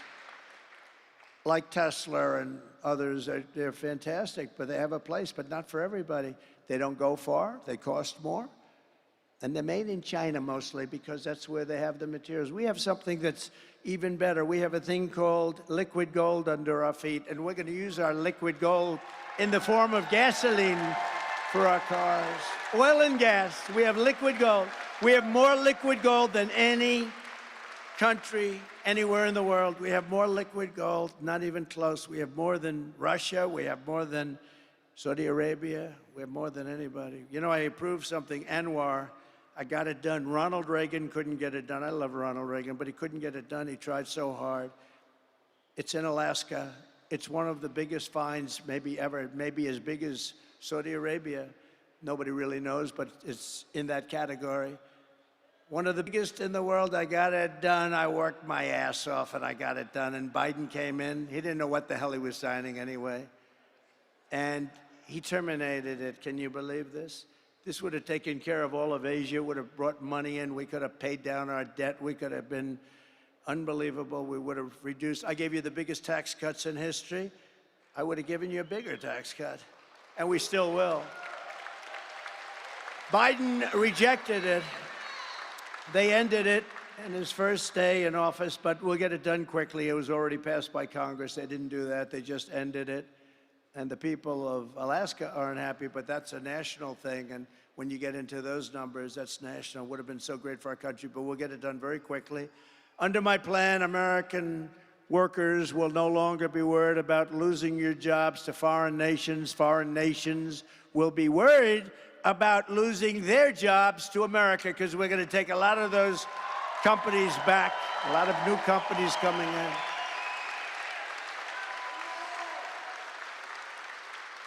I want German car companies to be American car companies. I want them to build their cars in this country, not in Germany.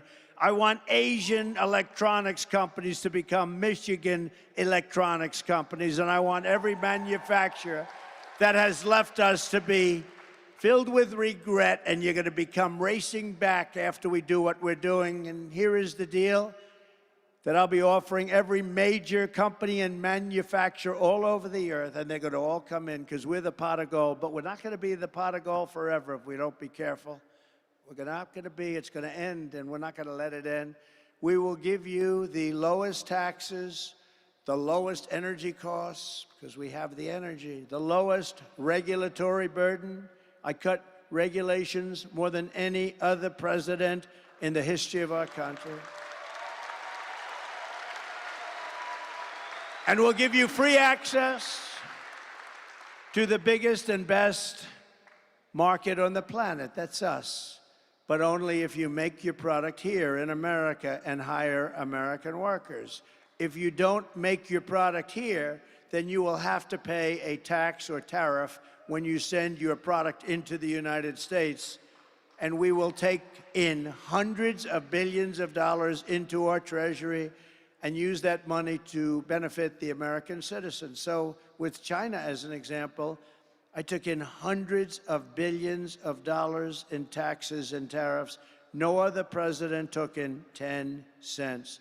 In fact, they left it on because they can't get it off, because it's taken in so much money that the Biden people, I'm sure he doesn't know about it too much, but the Biden people said, we can't get rid of these tariffs, they're making too much money.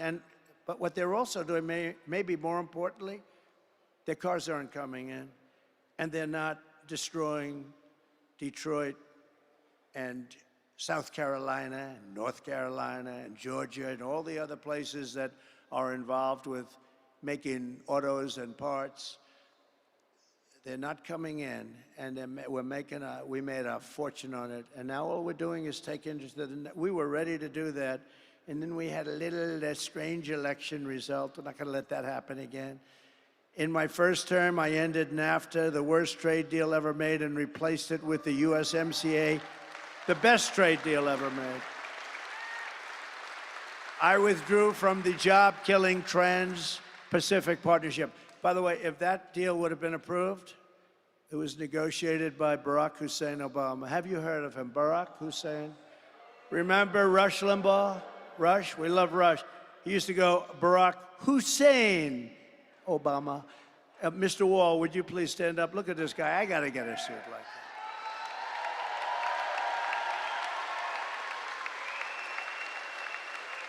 He's a successful guy.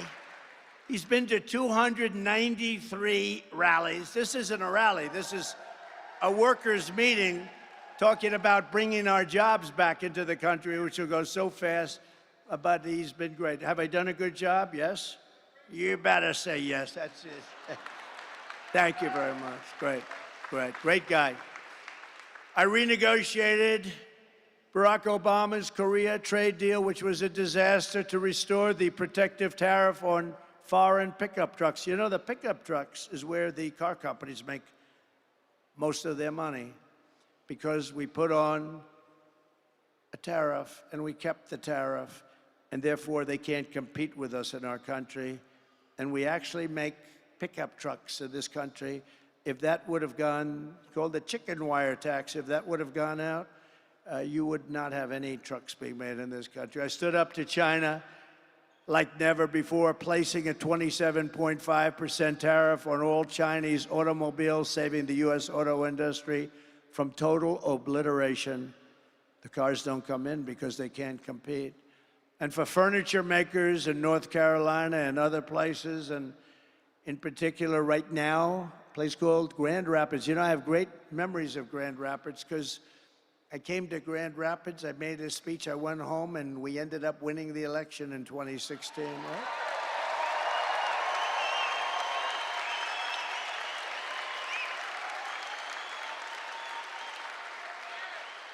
But I put a 22% tariff on Chinese furniture. They were destroying North Carolina. They were destroying your furniture areas where you have a lot. Just absolutely destroying. And you make better furniture, by the way. I bought a lot of furniture. I'd go here, I'd go down to with hotels. As I built hotels, I'd buy furniture. I'd go do it myself. People don't believe it. Well, you really buying furniture? Yeah, I'm buying furniture, a lot of it. But I'd go, and it was like North Carolina was the furniture capital of the world. And then it was decimated by China because politicians allowed that to happen. It should have never been allowed to happen. We're going to bring all those companies back, and then we're putting a tariff on China. We're selling their furniture here so that these people can make their furniture. They're better than anyone else. I bought some of that Chinese furniture, and people would sit down in a chair, and the chair would break, and they'd end up on their ass, and then they'd sue me. I never had that with North Carolina. I never had it with Grand Rapids. No, it's true.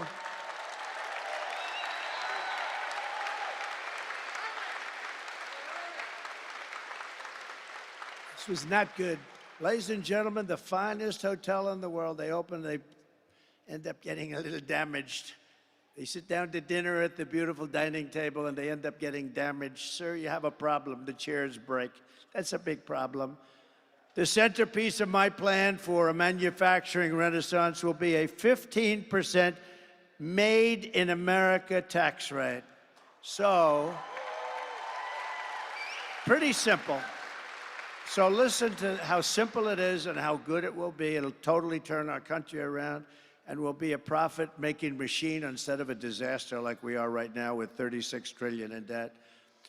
So I brought the business tax rate from 39% or higher down to 21%. So I had it was 39, but it was actually 50 and over 50 if you include state and city taxes in some places, like hopefully New York is going to be able to reduce their taxes, but it was very high.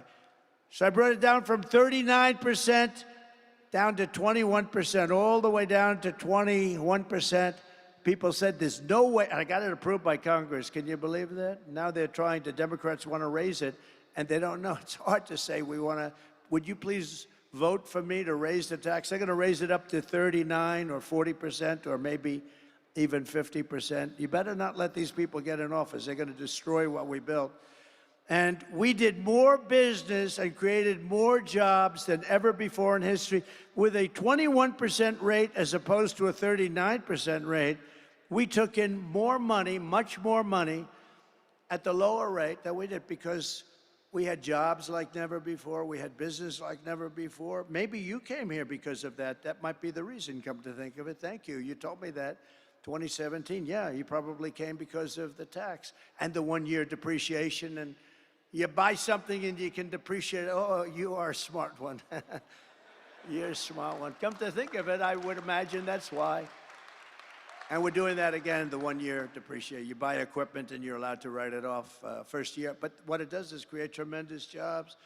But now I'm doing a step further. I'm going to bring down the 21% to 15%, but only, and we will be the most competitive in the world. Don't forget, the world, like a gentleman like this can take his company and go to the Netherlands and go to a lot of other places.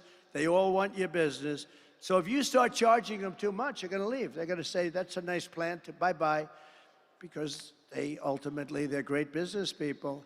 And they're going to go where they can get the deal. 15% will be almost as low as there is in the world.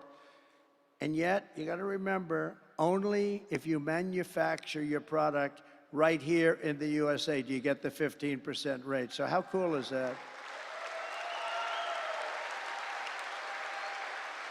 Michigan will be hotter than it ever was in its heyday. It'll be hotter than it ever was. You have to manufacture the product. Otherwise, you stay at 21%, which is okay too. But if you manufacture your product here, you drop all the way down to 15%, making it just about as compelling as there is in the world. Some are a little bit lower, but it's not this country. But it'll be among the most competitive in the world. Then I'm imposing tariffs on your competition from foreign countries, which would come in and take your businesses as soon as you built them.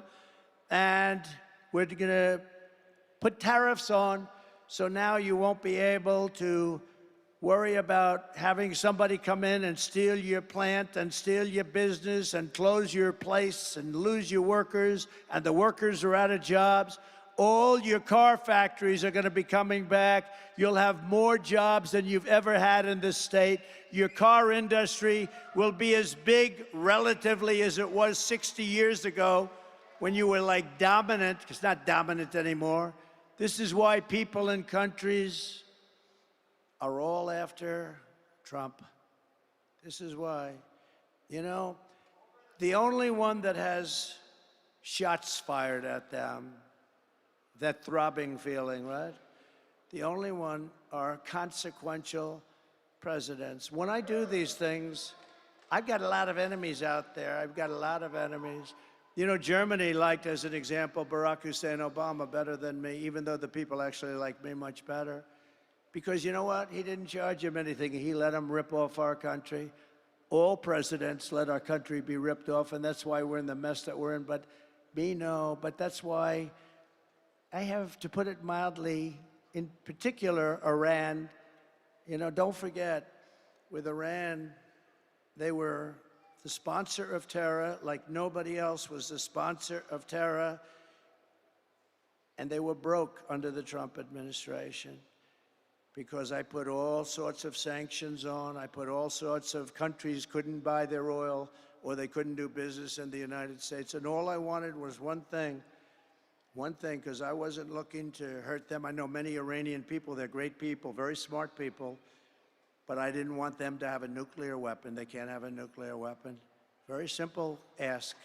You can do whatever you want. You're going to be strong. You're going to get big and beautiful. Can't have a nuclear weapon and destroy the world. Can't have it. You can't have a nuclear weapon. The power of nuclear is so monumental. It's you just can't let that happen. And it wasn't going to happen. And there was no Hezbollah that was getting money. They had no money. Hamas had no money. The terror groups, 28 different terror groups, had no money.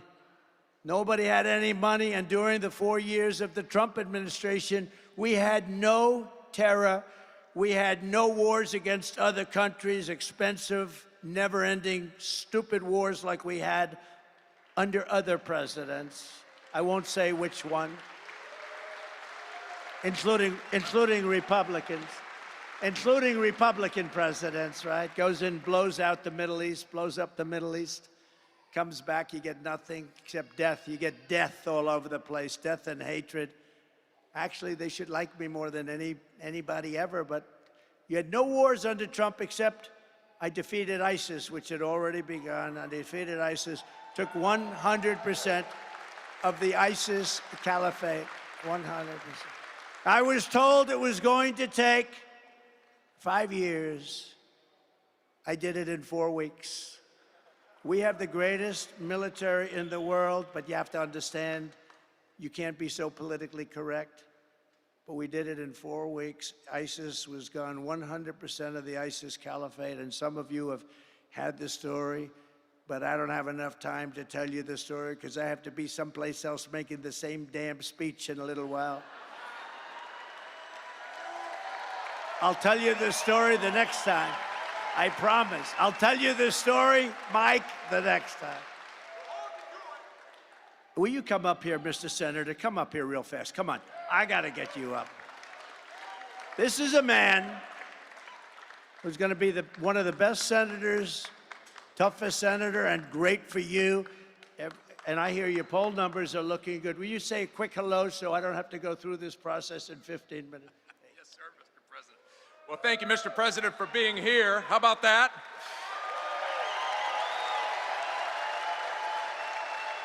And I can tell you, I'm looking at his teleprompter. He's not even close to watching that teleprompter. But I want to tell you this, Mr. President. One thing we know here in Michigan, with your plans to make sure that border is secure, with your plans to make sure the tax rate allows us to be competitive, with your plan to make energy independent here in America and bring down our gas prices and our cost of groceries, these folks right here were ahead of you. There is more common sense on that dais than there is in every committee room back in Washington, D.C.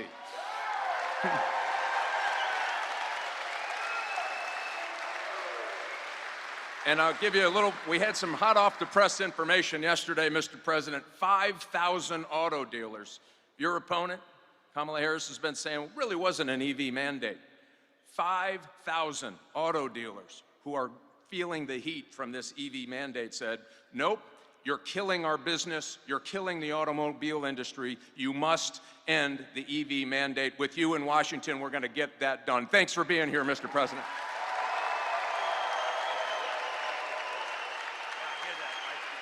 He's doing great. You got to vote for him. He's doing great. And Tudor, thank you very much. Great job. You did a great job this morning on television. I appreciate it very much. Nice things. Tudor Dixon, everybody. Thank you very much.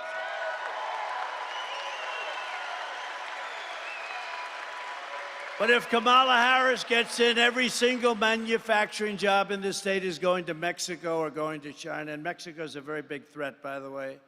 First of all, the tax queen, that's Kamala, is demanding a 33% tax hike on all domestic production, way up. It's going to be much higher than that, by the way. Next, she wants the largest capital gains tax in the history of our country. And then she's promising a brand new wealth confiscation tax called unrealized capital gain. That means that if your company's doing great and your company's gotten really valuable, but you might be a little tight on cash and you have no intention of selling your company, you do an appraisal of what your company is worth and you have to pay a tax on it. So now you go to a bank and you borrow the money and your company goes out of business and that's the end of your company. Can you imagine that? Unrealized. In other words, you don't sell. Your company got more valuable and you're putting more and more money into your company, and that's okay.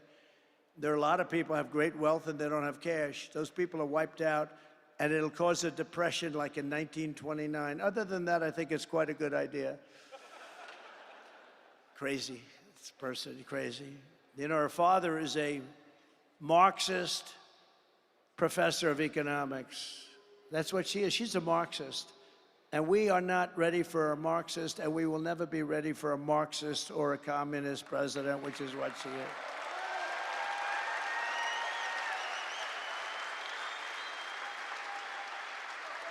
And you know, we're leading in the polls. We're doing great, but you know, when you see we're leading by 2 points, 3 points, we should be leading by 50 points. We should be, how the hell? No, really, you would really say, why would anybody vote for her? She's destroying our country. What she did, outside of the nuclear disaster that these people will get us into, World War III, what she did on the border with these millions of murderers and criminals coming into our country, what she did on the border is the worst thing I think I've ever heard. I've never heard of anything like it. Never made sense. You're trying to figure out, you know, in business, you always like to figure out your opponent. What does he want? What are they doing? What does she want? What are they doing? And you want to figure it out. Here, you can't figure it out. Like, why do they want open borders? Why do they want men playing in women's sports? Why does Kamala want to give transgender operations to convicted illegal migrants coming in and staying in detention cells? She said, we will give them sex change operations. Now, somebody would look at me and say, that's crazy. I'm sure that that's not true. No, it's 100% true. She wants to give them, they're in a detention cell, and a man wants to transition into womanhood. And she is willing to do that and give very expensive operations, by the way, hundreds of thousands of dollars. But if you want that, she will give you a transgender operation. Are we crazy? Are we crazy? Now, how about, and also, all of these people, she wants to defund the police. You know, she is one of the originals for defund the police. I say anybody that wants to defund the police is not qualified and shouldn't be allowed to even run for president of the United States.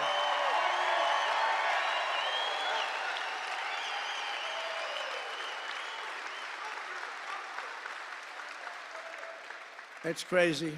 Comrade Kamala Harris also voted for a bill to impose a 100% ban on gas-powered cars and trucks, killing an estimated 200,000 U.S. auto jobs, including 40,000 auto jobs in Michigan, a death sentence for the Michigan economy.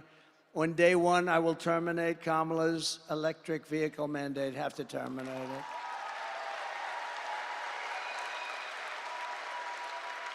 And remember, the electric car has a great place, but not for everybody, okay? Not for everybody. No state in America will be permitted to ban gasoline engines. You want gasoline, nice clean gasoline. We have the best, we have the most. You know, we want to use something that China has that we don't. It's crazy, right? They have certain minerals, they have control of what you need for the batteries, and we really don't, but we will have. A lot of what we have is stopped because of the environment. We have the minerals, but we don't have the environmental impact statements, but we'll make sure that that's gonna go very quickly.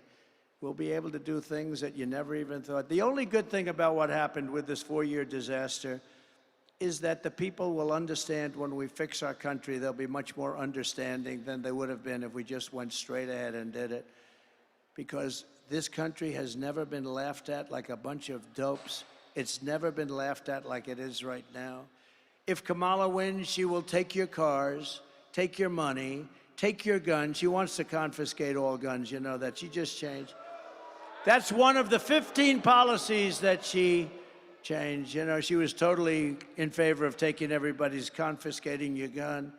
She changed that when she looked at some polls. The polls weren't looking too good.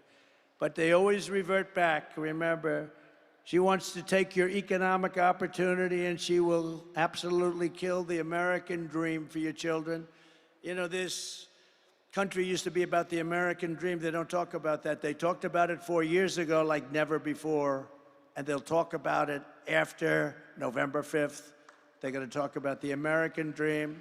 If I win, we will bring back the American dream, bigger, better, and stronger than ever before.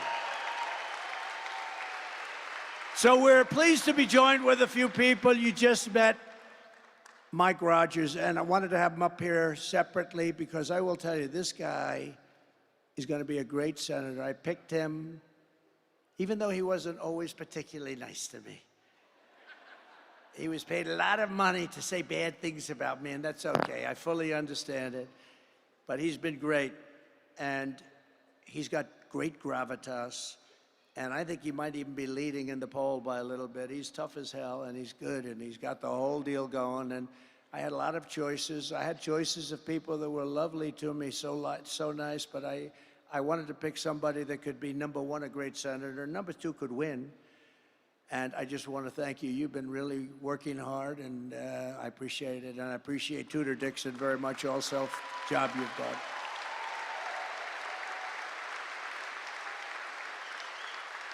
And I think we have somebody here that I really have known for a long time and liked, and he's got a lot of good ideas. He's got a lot of good ideas, especially when it comes to women's health and health generally and the environment. I'm going to watch him a little bit on the environment, though, if you don't mind. Health, I don't think I'm going to watch him much at all because he's really good. So is Robert F. Kennedy Jr. here? Where is he? Where is he? He's here someplace. I know he's here someplace. RFK Jr. And he's a big part of what we're doing. And he does have great ideas. And getting a Kennedy to endorse a Trump Republican, that was a big deal, right? Good deal. He's a good man. He's a good man, and he's doing a real job, and he really does have some amazing views, to my way of, especially on health of people. Representatives John Molinar, where's John? He's around here. So, hi, John. Good job you're doing. Very good. Simple job in Congress, isn't it, John? Great job. Bill Heisinger. Bill Heisinger. Bill, thank you, Bill. Good job. Looking good. Thank you, Bill. Great job. Jack Bergman. Jack, thank you, Jack. You got warriors. You got warriors here. Tim Wahlberg. Tim, thank you.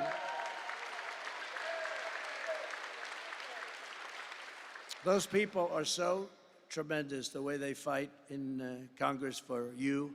Some don't. I mean, I will tell you, I could name some that won't, but I get myself into a lot of trouble. I'd name some Republicans that don't, but that group of people, they're warriors, so you're lucky to have them, and we're lucky to have you on my side, and thank you all very much. I've endorsed all of them, but they're great.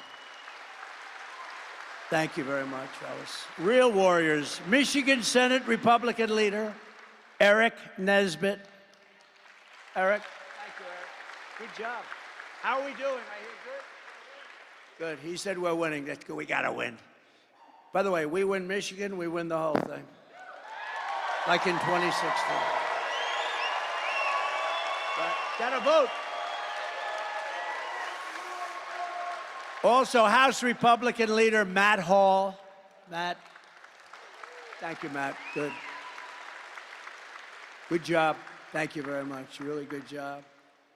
So I just want to thank them, but I want to thank everybody for being here today. It's been great. We have early absentee mail-in voting in your state. Starts this week.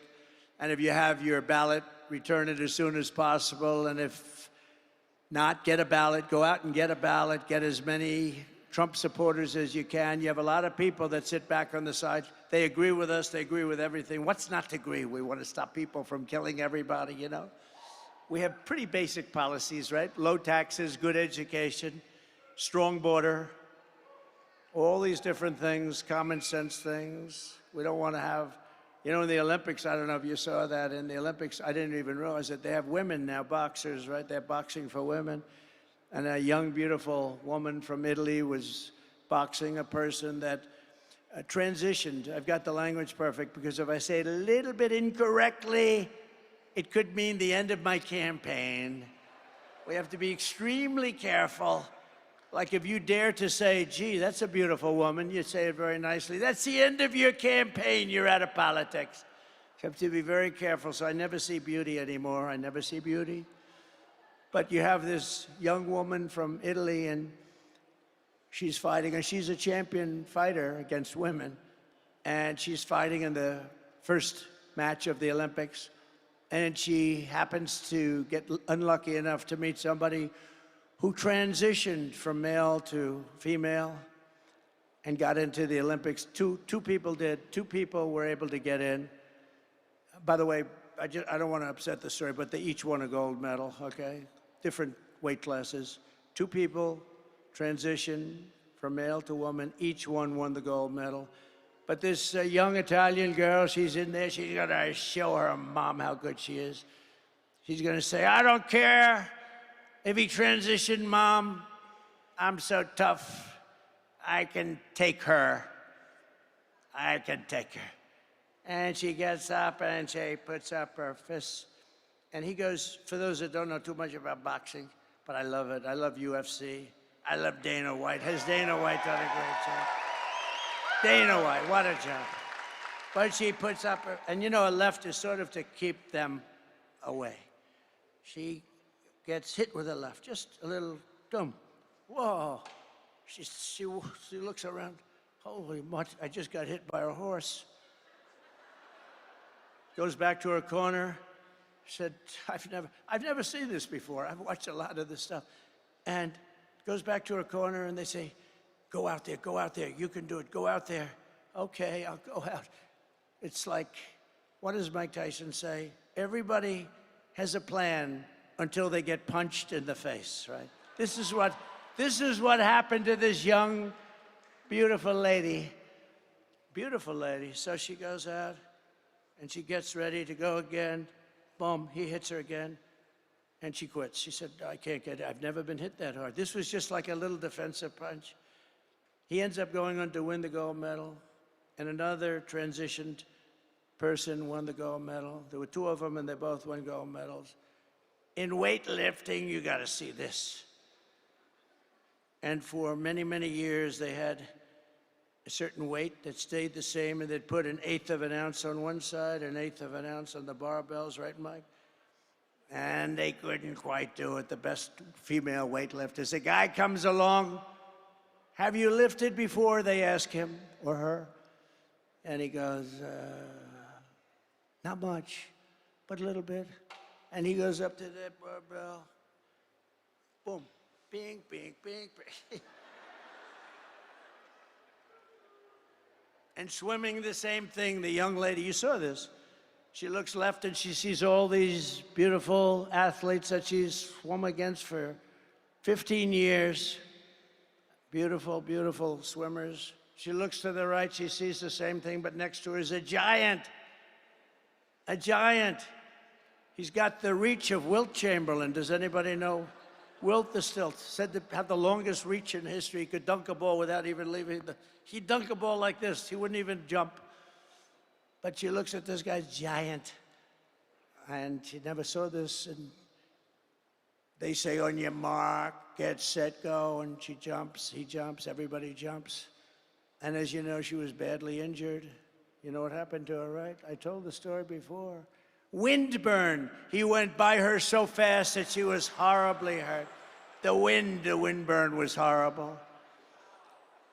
No men playing women's sports. Very, very degrading to women. Right? You agree, Mike?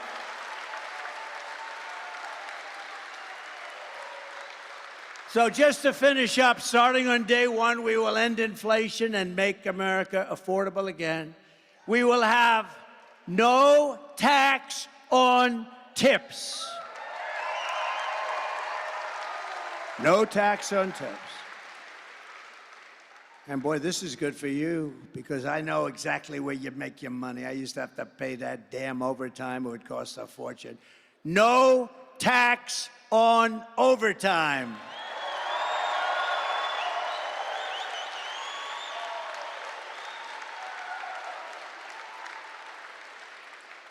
And no tax on Social Security for seniors.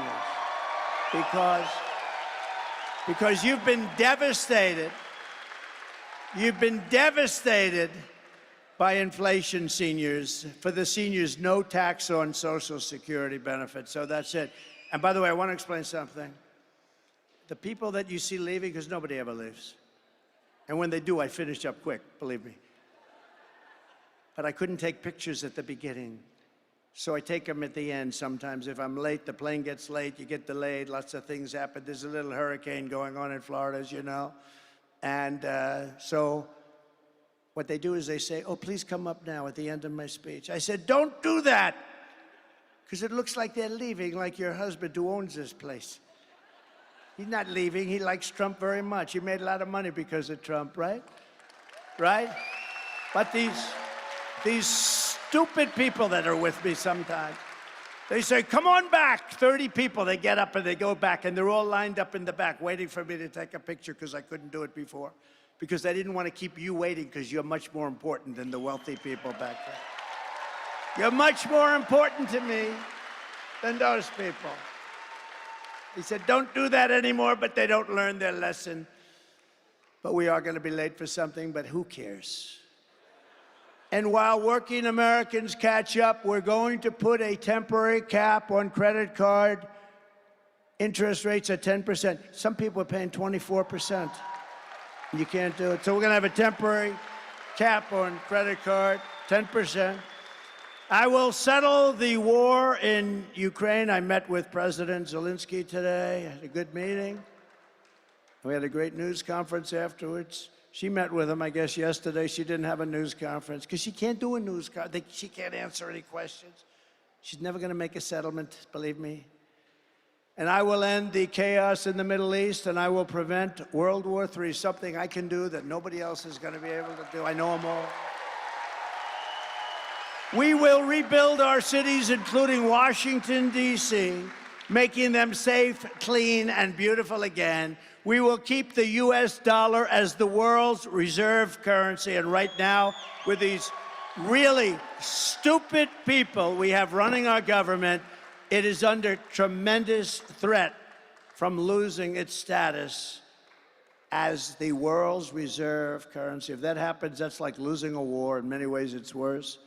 This is how we will end the era of inflation, mayhem, misery under Kamala and Crooked Joe, and unleash safety, prosperity, and peace for Americans of every race, religion, color, and creed. We're going to do it, and we're going to do it fast. You're going to have businesses flowing back to Michigan. Together, we will deliver low taxes, low regulations, low energy costs, low interest rates, and low inflation, so that everyone can afford the basics. It's called a car, groceries, and a home. Right now, you can't buy groceries, you can't buy anything. They're up so much, 50, 60, 70, 80%. We will stop the invasion, end migrant crime, support our police, strengthen our military, and I already rebuilt the military. They gave about $85 billion to Afghanistan, right? How about that one? In addition to losing 13 beautiful soldiers whose families I got to know and love and respect. And we left a lot of people behind. And you know, very importantly, we gave up a big Air Force base that cost us billions of dollars, named Bagram, billions of dollars, 1 hour away, forget Afghanistan, 1 hour away from where China builds its nuclear weapons. And we gave that up. These stupid people gave that up. You know who's occupying it now? China is occupying that base. Can you believe it? We're going to build a missile defense shield, much of it built in Michigan. We're going to keep critical race theory and transgender insanity out of our schools.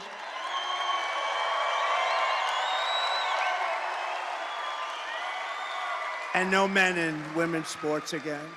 We will defend the Second Amendment, restore free speech, and we will secure our elections. We are going to make our elections safe and secure. Everyone will prosper, every family will thrive, and every day will be filled with opportunity and hope. But for that to happen, we must defeat Comrade Kamala Harris. And we must stop her country-destroying liberal agenda once and for all. She's beyond liberal, by the way. Early absentee voting is underway, so go vote right now. You can do it right now. We want a landslide that is too big to rig, right? Too big to rig. And on November 5th, we will save our country. We will save our economy. It will go down as the most important day, November 5th, in the history of our country. We will rescue our middle class. We will reclaim our sovereignty and restore our borders. We will always put America first. We have to put America first. We will take back our country, and together we will make America powerful again. We will make America wealthy again. We will make America healthy with Bobby again. We will make America strong again. We will make America proud again. We will make America safe again. We will make America free again. And we will make America great again. Thank you very much, Michigan. God bless you. God bless you. Go out and vote. Thank you. Thank you very much. Thank you. Go out and vote.